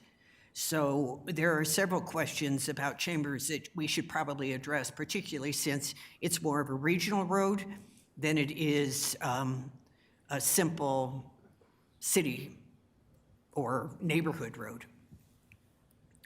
But I would stay with the motion as it stands from Councilmember Kim. Councilmember Trujillo? Thank you, Mayor. I will not support the motion. It sounds like the community has until July 13th to request said hearing. So I'd like to let the process play out the way it will. In terms of a study session on the widening of Chambers, I think this might play directly into a development agreement, potentially. So I guess I want some clarification on that. I think there's a lot of history relating to the expansion of Chambers Road that, there was a missed opportunity, in my opinion. And so I will not support the motion. It sounds like Councilman Kim, you're probably going to be withdrawing, is that correct? Or with respect to the filing? A friendly amendment? Okay.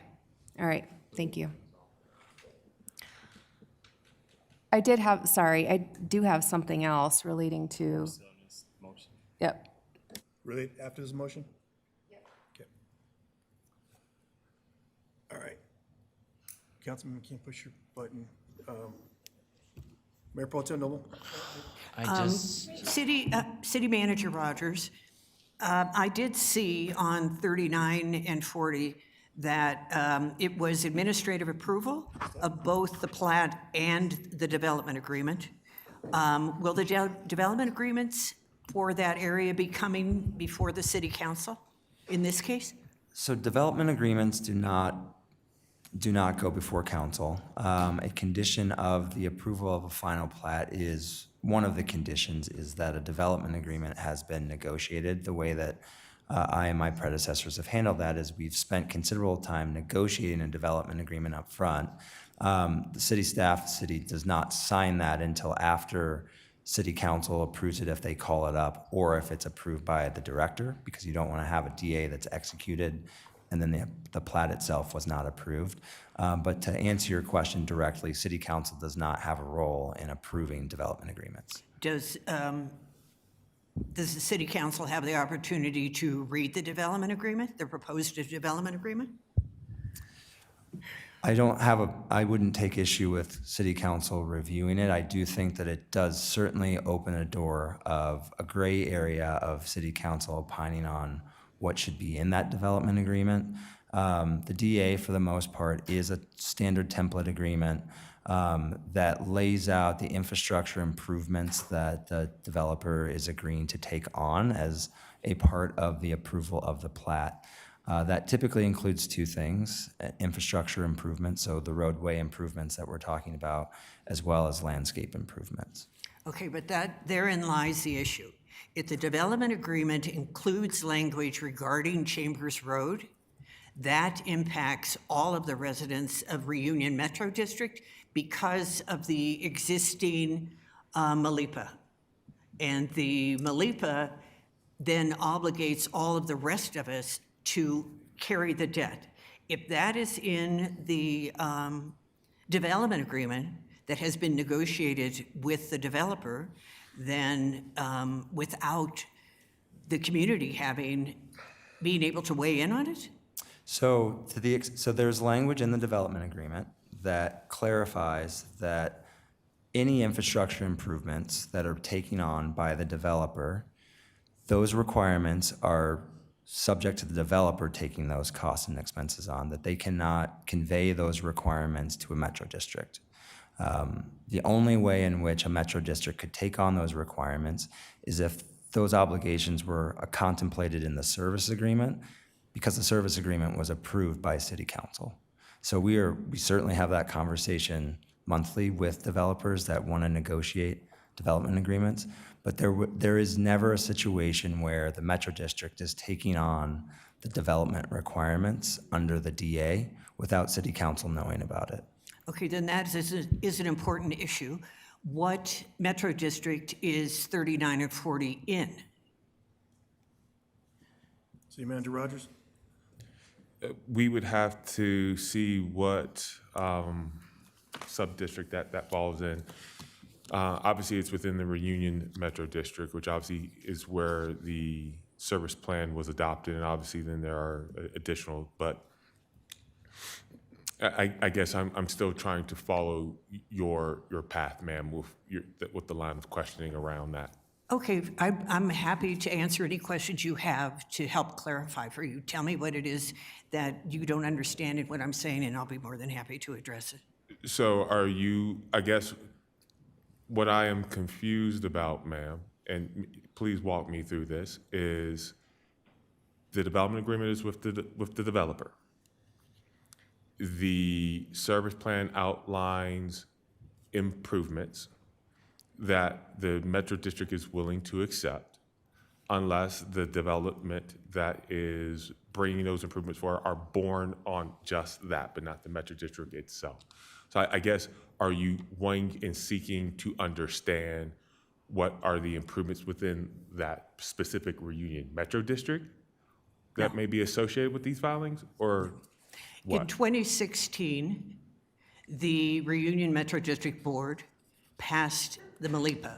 The MALIPA equalized debt, in a sense, between all of the metro districts. So anytime a developer takes on debt anywhere in the entire Reunion boundary, that debt is shared theoretically by homeowners. However, because District 1 is the oldest, it has been taking on the debt. It is those residents who should have been able to pay off their debt years ago, instead, they keep getting that debt dumped on them. So not knowing what's in the development agreement or how that is going to be distributed is critical. It's actually really, really crucial, and there needs to be some way to shine a light on it. We need sunshine on it. It needs to have discussion. It's a very good point. I will say, yes, there is language that contemplates this that predates me being a part of the city. What I certainly could do is share executed development agreements that have that language, and I'm happy to have a conversation with any of you about the language that currently exists in those templates. But there is specifically an assignment provision, and again, this predates me starting with the city, that clarifies that no improvements, capital I improvements that are clarified in the DA can be assigned, none of those obligations or responsibilities can be assigned, transferred, or conveyed to a residential metropolitan district. And again, the big thing there is because we don't want to have residents taking on additional mill levies on development that the developer is saying they're going to do under the plat approval and the DA. Okay, thank you. Councilmember Dukes. Thank you, Mayor. This is the reason why I can't approve having a conflated conversation around final plats and transportation with Chambers Road. What we have witnessed here is that there's a lot of conversations, back history, concerns, and misinformation, frankly, that gets put into this discussion around final plats. I prefer having separate discussions. When we talk about transportation needs, what was clearly assigned and clearly stated by our city attorney, that improvements cannot be assessed to metro districts on Chambers Road. That is clear. What I am concerned about is that as a body, this isn't, and when we talk residents, this isn't us versus them or us versus us. This is how do we come together and have a dialogue about how to move the city forward. My challenge tonight is that we know there's a process to call a final plat. And what was mentioned earlier, like everyone understands that this is a part of the legislative process, that you can call a final plat. That's not my concern. My concern was you have these discussions, we have these discussions that set up our community to be against each other. We set up these discussions to say, hey, you need to come in with this misinformation, and we don't get anything solved. Point of order. Point of I am order. not done. I do not yield my time. There's no point. There is a point of order. Please don't Please stop my time. characterize my comments Mayor Pro Tem, could as you- misinformation. Mayor Pro Tem, could you clarify, please? My point of order is, do not characterize my comments as misinformation. What is your point of order? That's not a point of order, Mayor Pro Tem. That's a clarification, Councilmember Dukes. Okay, point of clarification. My point in stating this is that there are comments made as a body that make misinformation happen. It takes place. There's misinformation. My concern with the going back to the intent of what we're voting on, my concern from the very beginning is we start calling up final plats and we have a conversation about Chambers Road. They are two separate issues. And as we talked tonight, as we heard comments tonight, you begin to see how this sets up our community for a conflict when it's not necessary. What I would love to be able to do is have a conversation, which is needed, about how do we expand and pay for Chambers Road, right? This is something that we as a body have talked about for years. This has been in our budget discussion. We can revisit this again.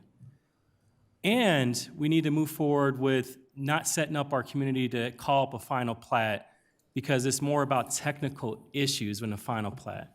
This is my concern. This is why I won't be voting yes on that motion by Councilmember Kim. While well-intended, I do agree on the transportation conversation. I do not agree on merging these two issues because it becomes misinformation, misguided discussion, and we don't get anywhere.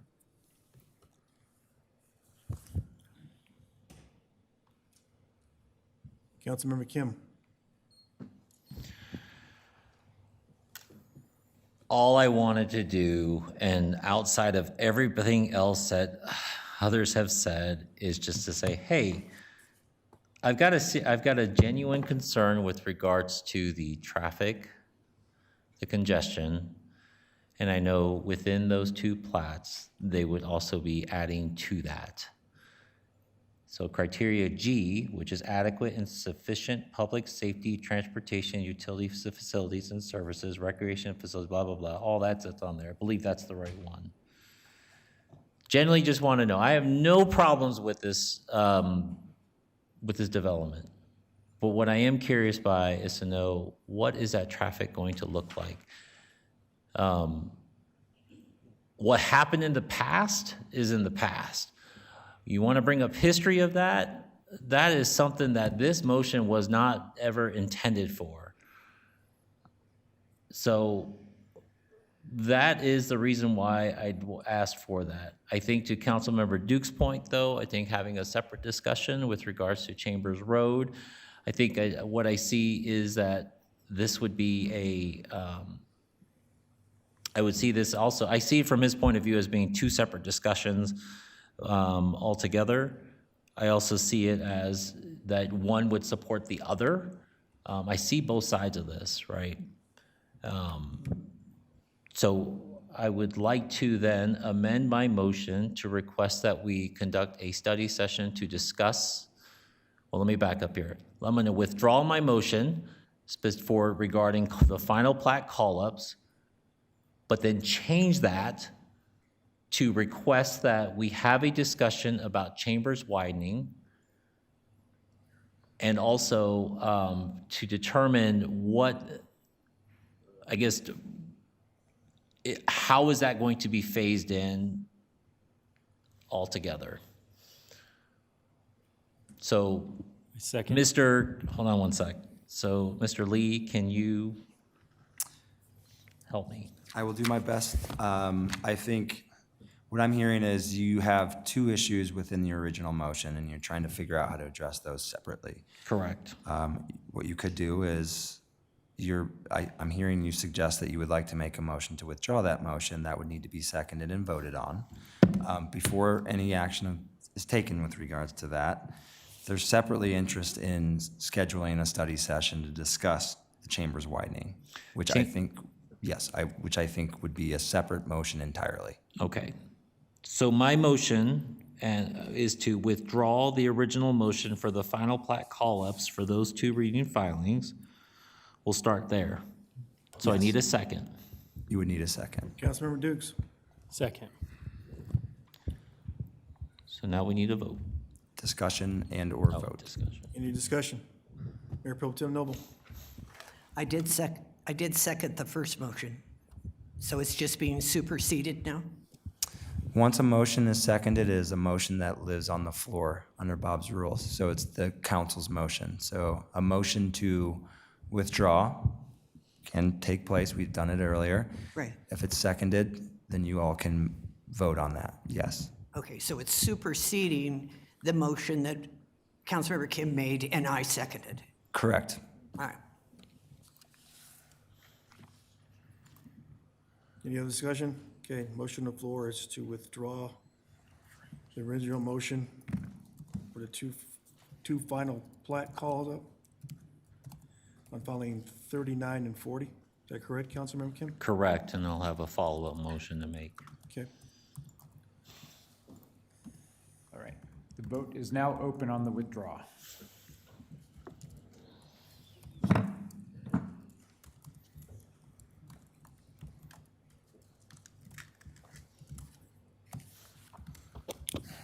Okay, it passes 7-2. Okay, Councilmember Kim. So my new motion is, and this is strictly because of the fact that we do have reunion filing 39 and 40 coming through. What I'm curious to know is I'd like to make a motion to have a study session surrounding the chambers widening and to understand where we currently stand and what is the projected timeline as to when that may come forward. And I will leave the potential to the date as far as when we could fit that in to the city manager. That is my motion. Okay. Councilmember Dukes. Second motion. Okay. City Manager Rogers. Yes, I need a little bit more clarity as to the desired outcome. So if you can just go back to it, and I just want to repeat what I believe is going to be the expectation that we bring forward to you, sir. So I think it's important to make sure that we don't miss the mark. Councilmember Kim. No, I'm sorry. I thought you were going to say. No. So as you said. So we have, right, we have other development that's to occur on Chambers Road, correct? So we have that coming forward. What I'm looking at, what I would like to know is the forecasted outcome as to what that current traffic would look like, the impacts of that, but then also understand the project as a whole with the widening of Chambers as to when we anticipate that to occur. So in order to do that, we would have to, more than likely, and I would have to confirm this with our Public Works Director, update our traffic study that we have conducted on the widening of Chambers Road along that portion, which would then bring in the background conditions of what has been approved, what is existing, because we wouldn't be able to pull from the different traffic studies and compile that. a traffic study would do that on our benefit. Just once again, creating the expectation so that we could then project what is the background or ambient plus additional development that would occur over time for what is remaining to be developed that would take access from that. So there is some work that would need to be done to that. So that's helpful, just understanding that's a piece that we would have to do. Perfectly okay with that. Okay. You said the second piece was also, you said projected when to come forward. Tease that out for me. So projected come forward as far as when do we anticipate potentially that Chambers Road widening to occur? In addition, parallel to that, right, with the other development that will occur along Chambers Road, essentially it's, do you put the cart before the horse? You know, it's a matter of like, okay, we have infrastructure that will be coming in, but then also when does Chamber Road open up, widen out? Does that happen first before the development happens, or does that happen simultaneously? If so, what is that projected timeline? What are we looking at? That is all. Okay. So you're also then looking for an implementation plan on funding, construction, and timing of widening that is associated with and not with adjacent development. Correct. Okay. And I think there's probably going to be some, you may have some recommendations that may come forward. I think we've had this discussion, a year, 2 years ago, I think, roughly, but I think it's a good time to actually refresh that to get a better understanding as far as what we're looking at. So we understand the traffic that's going to occur on Chambers Road, especially with the future development that would be coming through. Okay. Potentially coming through, I should say. So if I'm packaging this together, one, it's assessing whether or not the traffic study that we have completed in the past is still relevant based on today's conditions and what we believe that will be conducted. At the same time, there is within our capabilities to identify what are the associated improvements that would be constructed as a responsibility of the adjacent development outside of the regional delivery of Chambers Road, which is solely the city's responsibility. Right. And in that, we would then assess what is the appropriate phasing plan for Chambers Road along that stretch of 116th down to 105. And what is the necessary funding to bring that forward? And whether or not there is any relevant discussion that could be held on timing of roadway construction prior to development and or the limitations thereof because of commitments that have been made to mitigate impacts of a development on Chambers Road. I'm laying this all out because this is how we would have to lay out this discussion on triggering mechanisms, funding, who can participate, who cannot. So I just want to be very clear that this is not a insignificant level of work that we have to do and more than likely would be coming later in the year to ensure that we've not missed a certain discussion around that. Correct. Yep. Thank you. All right. And I just want to clarify too, earlier it was said about misinformation, just to make sure that we have folks who've been living in this community for 23 years, and there's facts to go along with it. And I think our residents deserve to know exactly what they're entitled to or what they are responsible for when it comes to financial matters. I think that should be very clear. Mayor Pro Tem Noble. Yes. I think it's important to know what the funding will be because earlier this year, sometime in the first 6 months, we did vote to move money to do 112th to 116th. Those were funds. I'm trying to look it up currently. that was 4.2 million for us to go through the acquisition of potential right-of-way in order to deliver what I would assume, what I would identify probably the most, the least cost prohibitive of widening Chambers Road, Phase 1, 112th to 116th. So yes, you all did take action on that. There's obviously been other discussions around the potential pathway underneath the bridge. That was a public meeting that was discussed at the end of last year, but. Yeah, last year. Okay. Thank you. Councilmember Dukes? Thank you, Mayor, and thanks for clarification around facts. And I think it's important for our residents to know that there are facts, and there are residents, and there are council members that are been here in the city longer than 23 years, and they might have a different set of facts that they abide to. My question here is around Chambers. I support the motion, and I think it's needed. I know we had a conversation last year about widening Chambers. I think if there's anything we can do, just simplify the effort. What's happening in Chambers? Where are we going with Chambers? How is it going to be funded? I think if we can simplify it to a way we can start a discussion, because this keeps coming back as a point of contention as a community as we grow, right? And so I'd love to have, like Councilmember Kim mentioned, just a study session on what's happening with Chambers based on what we've done before. We've had. More than willing to do that. Yeah. Obviously, you all have a CIP dashboard that is up to date with what we have built and what we are intending to do with Chambers Road. Once again, I'm here to be your guide, so allow me to be your guide on this matter, right?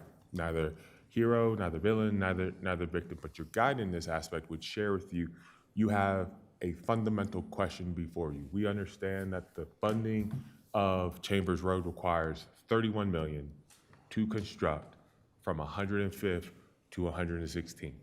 That is a regional improvement that, as development occurs, we can apply impact fees. However, the amount of impact fees that we have does not satisfy the ability to construct Chambers Road to its full cost.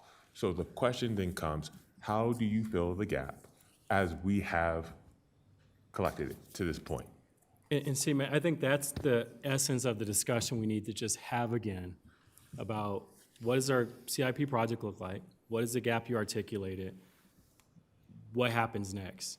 So that we can share that to our community again in transparency and fact base, that we want to make sure we have this discussion again so that we can, when we think about any approval, any growth, we all have a same level playing field, like what's the fact? The other piece is we need to have a robust discussion about how to solve this. Over the last number of years I've been on council, it's been hearsay stories, this is that, this is what happened, and we got to get to a point, how do we fund Chambers Road? And so I hope that this discussion leads to that outside of any other challenges. We just need to focus on how do we begin to fund Chambers so that we can improve our city. And I hope this study session works in that manner.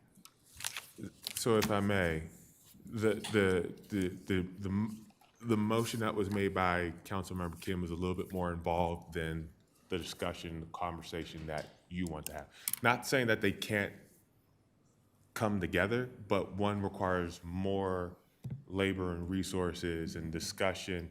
Once again, projections, numbers, improvements coming in versus what is that, what we have designed, what is that gap, and where do we stand, and how to bring that forward. We could do it all, we could do it, but once again, the timing of that conversation is going to be elongated because of the work that would be necessary to meet that motion. I'll stick with the prior motion if that's what's needed to have a robust discussion. Councilmember Gordillo. Thank you, Mayor.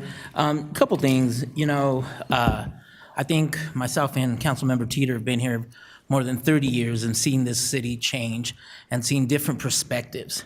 And I just want people to know that there's different perspectives and different opinions, and they're not right or wrong. They're someone's opinions and perspectives, but facts are facts. So please keep that in mind. The other thing is I want you all to think about Ward 1. We have Colorado Boulevard, we have Brighton Boulevard, other streets where I don't disagree that Chambers needs to get widened and we need to do that. But I've seen this before where we get so excited when folks come and tell us, and we see it. I drive Chambers, my brother lives in Frontera. But we also have to look at everything, not just when they come in and we want to throw money at this because they came and talked to us, and that's great. But we also have 4 wards. We have a core city that the streets need to be done to. And just keep that in mind when we're having this discussion, because I don't disagree. Chambers needs to get widened. That's a major road in our city. But we have residents that come in here every other week and talk about Colorado Boulevard, 68th Avenue, Brighton Boulevard, every other week. And I don't see us rushing or asking for something, right? Because we're actually doing our patience and saying, okay, it's coming. I got you. The staff is working hard on it. It's coming. So just keep that in mind when we get excited about when residents come and tell us that the road needs getting widened. There is a process, and we have to be ambassadors of that process. And we have to be ambassadors of our staff also, because we're not in the weeds, they are. And we have to be ambassadors of the process and saying, you know what? Please be patient with us. We hear you. We do. We do. But here's the process. So I just kind of want to, again, I don't disagree with it. I will support the motion because I think it's needed, because that's a major. But I always feel, and I get these emails just like you guys, that what about the core city? What about the core city? So thank you. Thank you. Before I move on, we need to extend the meeting to 11 o'clock. Need a motion to extend the meeting to 11 o'clock. Mayor Pro Tem Noble? So moved. I'll second. All right. Motion, there's a motion on the floor to extend the meeting to 11. Any discussion? Okay, Thank you, Mayor. The vote is now open to extend the meeting. thank you. All right.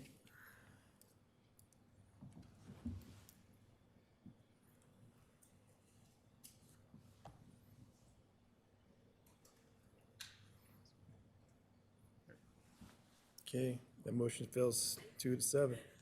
All right. Okay, any other administrative business? Because we only have, There's a motion on the floor still with regards to the study session. And I need to comment on it. yeah, we'll go ahead. Mayor Pro Tem Noble, you want to comment? Thank you very much. I just want to be really clear here.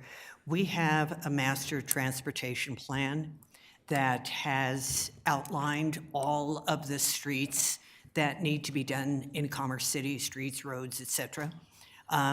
There's hundreds of millions of dollars that is required to get all of this accomplished. When it comes to Chambers Road, I had made a commitment on the city council that the last road that would be widened by a metro district was 120th. That development agreement existed before I came on council. So half of the road is being paid for by the Buffalo Run Metro District. City Manager Rogers, are any of the metro districts along the 96th Avenue corridor paying for the widening of 96th? No. Thank you.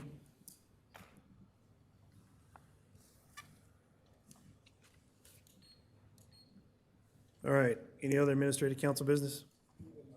Hold on, pardon me, sorry. We need to vote on Councilmember Kim's motion. Thank you.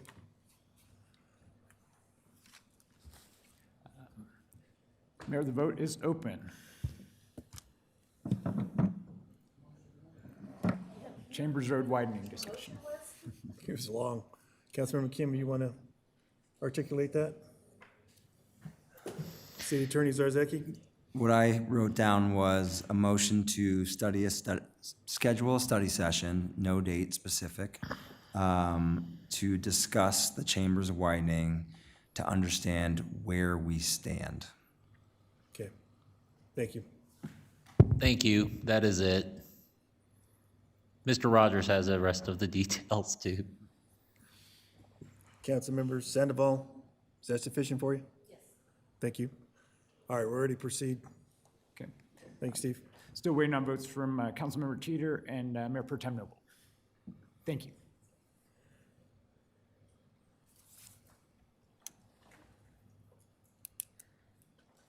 Okay, it passed unanimously. All right. On to report, City Manager Rogers. I will simply send you all an email with stats from our fireworks and enforcement of that over the weekend. City Attorney Zarzaki. Thank you, Mayor. I want to clarify something for council because there was some confusion this evening with regards to how to use a motion to withdraw. And I want to make sure that everyone is hearing exactly the same thing. So under Rule 6.2 of Bob's Rules, it does contemplate and allow a friendly withdrawal, which is authorized only for a debatable motion, and the withdrawal of the motion will be effective unless a member objects.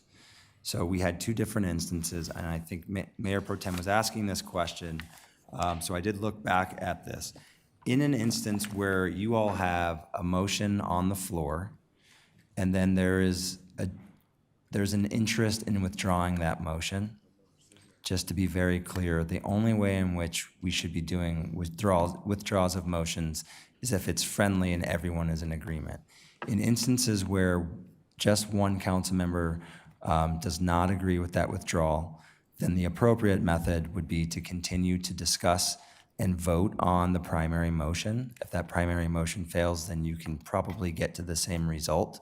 But I just want to make sure that everyone hears that at the same time. So thank you. That's all I have. Thank you. All right. Any council members report? Mayor Pro Tem Noble? Thank you. This was actually administrative council business. One of the speakers talked about xeriscaping and that we should have rules in place that allow it. In fact, we do, of course. So, and apparently he must have heard something differently from his HOA.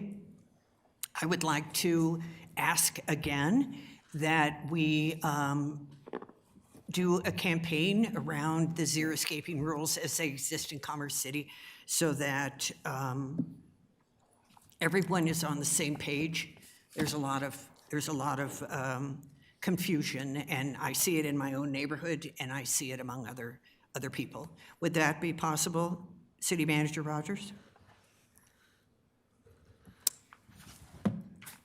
I think as I shared with you, Mayor Pro Tem, what we are right now, we do not have a campaign scheduled. We have a dedicated website. We will be doing a social media blast with respect to presenting additional information as an informational fact sheet to our community so that they are aware of their standards. I will have to admit that I think it is straightforward that if they have questions as it pertains to the city's rules, that we have a very robust system and information and contacts that can be made to our staff, and they remain ready and willing to have those conversations. Okay, I guess it's a matter of people knowing that that exists and that they can reach out to them. I think that would be helpful. About the fireworks, are we able to share that with the community? Because there were so many people who were upset, not only in the south, but also in the north. I will share stats and I will share data, and I will advise you on what I think you can publicly share to the community. Obviously, what I was going to share tonight, I have no concerns, but obviously there are certain conversations that are privileged and I would say confidential from myself as your employee to the council so that you are aware of things that we are addressing. Okay, and there was... If we're addressing, let me put it that way. And there was a semi-truck rollover on 96 today, right by Landmark. This is an incredibly dangerous street to have high school students, residents, and semi-trucks. This is not the first time this has happened. I continue to worry about this area, And it certainly demonstrates that the problem has not been resolved. So I hope that that can be taken care of too. I won't make a council report. I have stuff, but I won't say it. Okay. Anybody have anything else they want to address? All right, I'll be heading out of town tomorrow. I'm on the Federal Infrastructure Transportation for National League of Cities since I didn't participate in the CML. Watching my travel dollars, of course. Mayor Pro Tem, Councilmember Teeter. Yeah, I had a chance to attend a emergency, or actually it was a Adams County, Arapahoe County Amateur Radio and Emergency Service Field Day is what they called it, but it basically was an emergency preparedness event, which I think we were very blessed to have them pick Commerce City to come to, because basically what it was designed to do is, what are we going to do when if an EPG or an NPG hits, or we lose our power grid, and we can no longer communicate. And these guys they call themselves amateurs, but they're experts in communicating around the world. And we did have one of our officers there from the PD, but they basically went over plans to where, you know, when everything's working great, ADCOM is our communicator. They connect everybody from the dog catcher to PD to fire department, and they keep things working. Well, when the grid goes down, ADCOM's gone, and that's not going to be there, and that's where these guys come in, and so anyway, I just wanted to let you know that Commerce City is being covered on that, and that's pretty impressive considering we're not the biggest community like Colorado Springs and Denver and Aurora, but anyway, that's all I got. Okay. Kim, do you have anything? Point of clarification for Councilmember Teeter, it was Commander Sater that was there, and he's referencing electromagnetic pulse, EMP. That is all. Thanks, sir. You know, I thank the Commerce City Police. Also, we had international rugby tournament. That was Dick Sporting Good Park, and I thank the council members and the staff, Tim Andrew Rogers, for putting all that together for the July 3rd and 4th. It is 10:30. We're adjourned. Yay.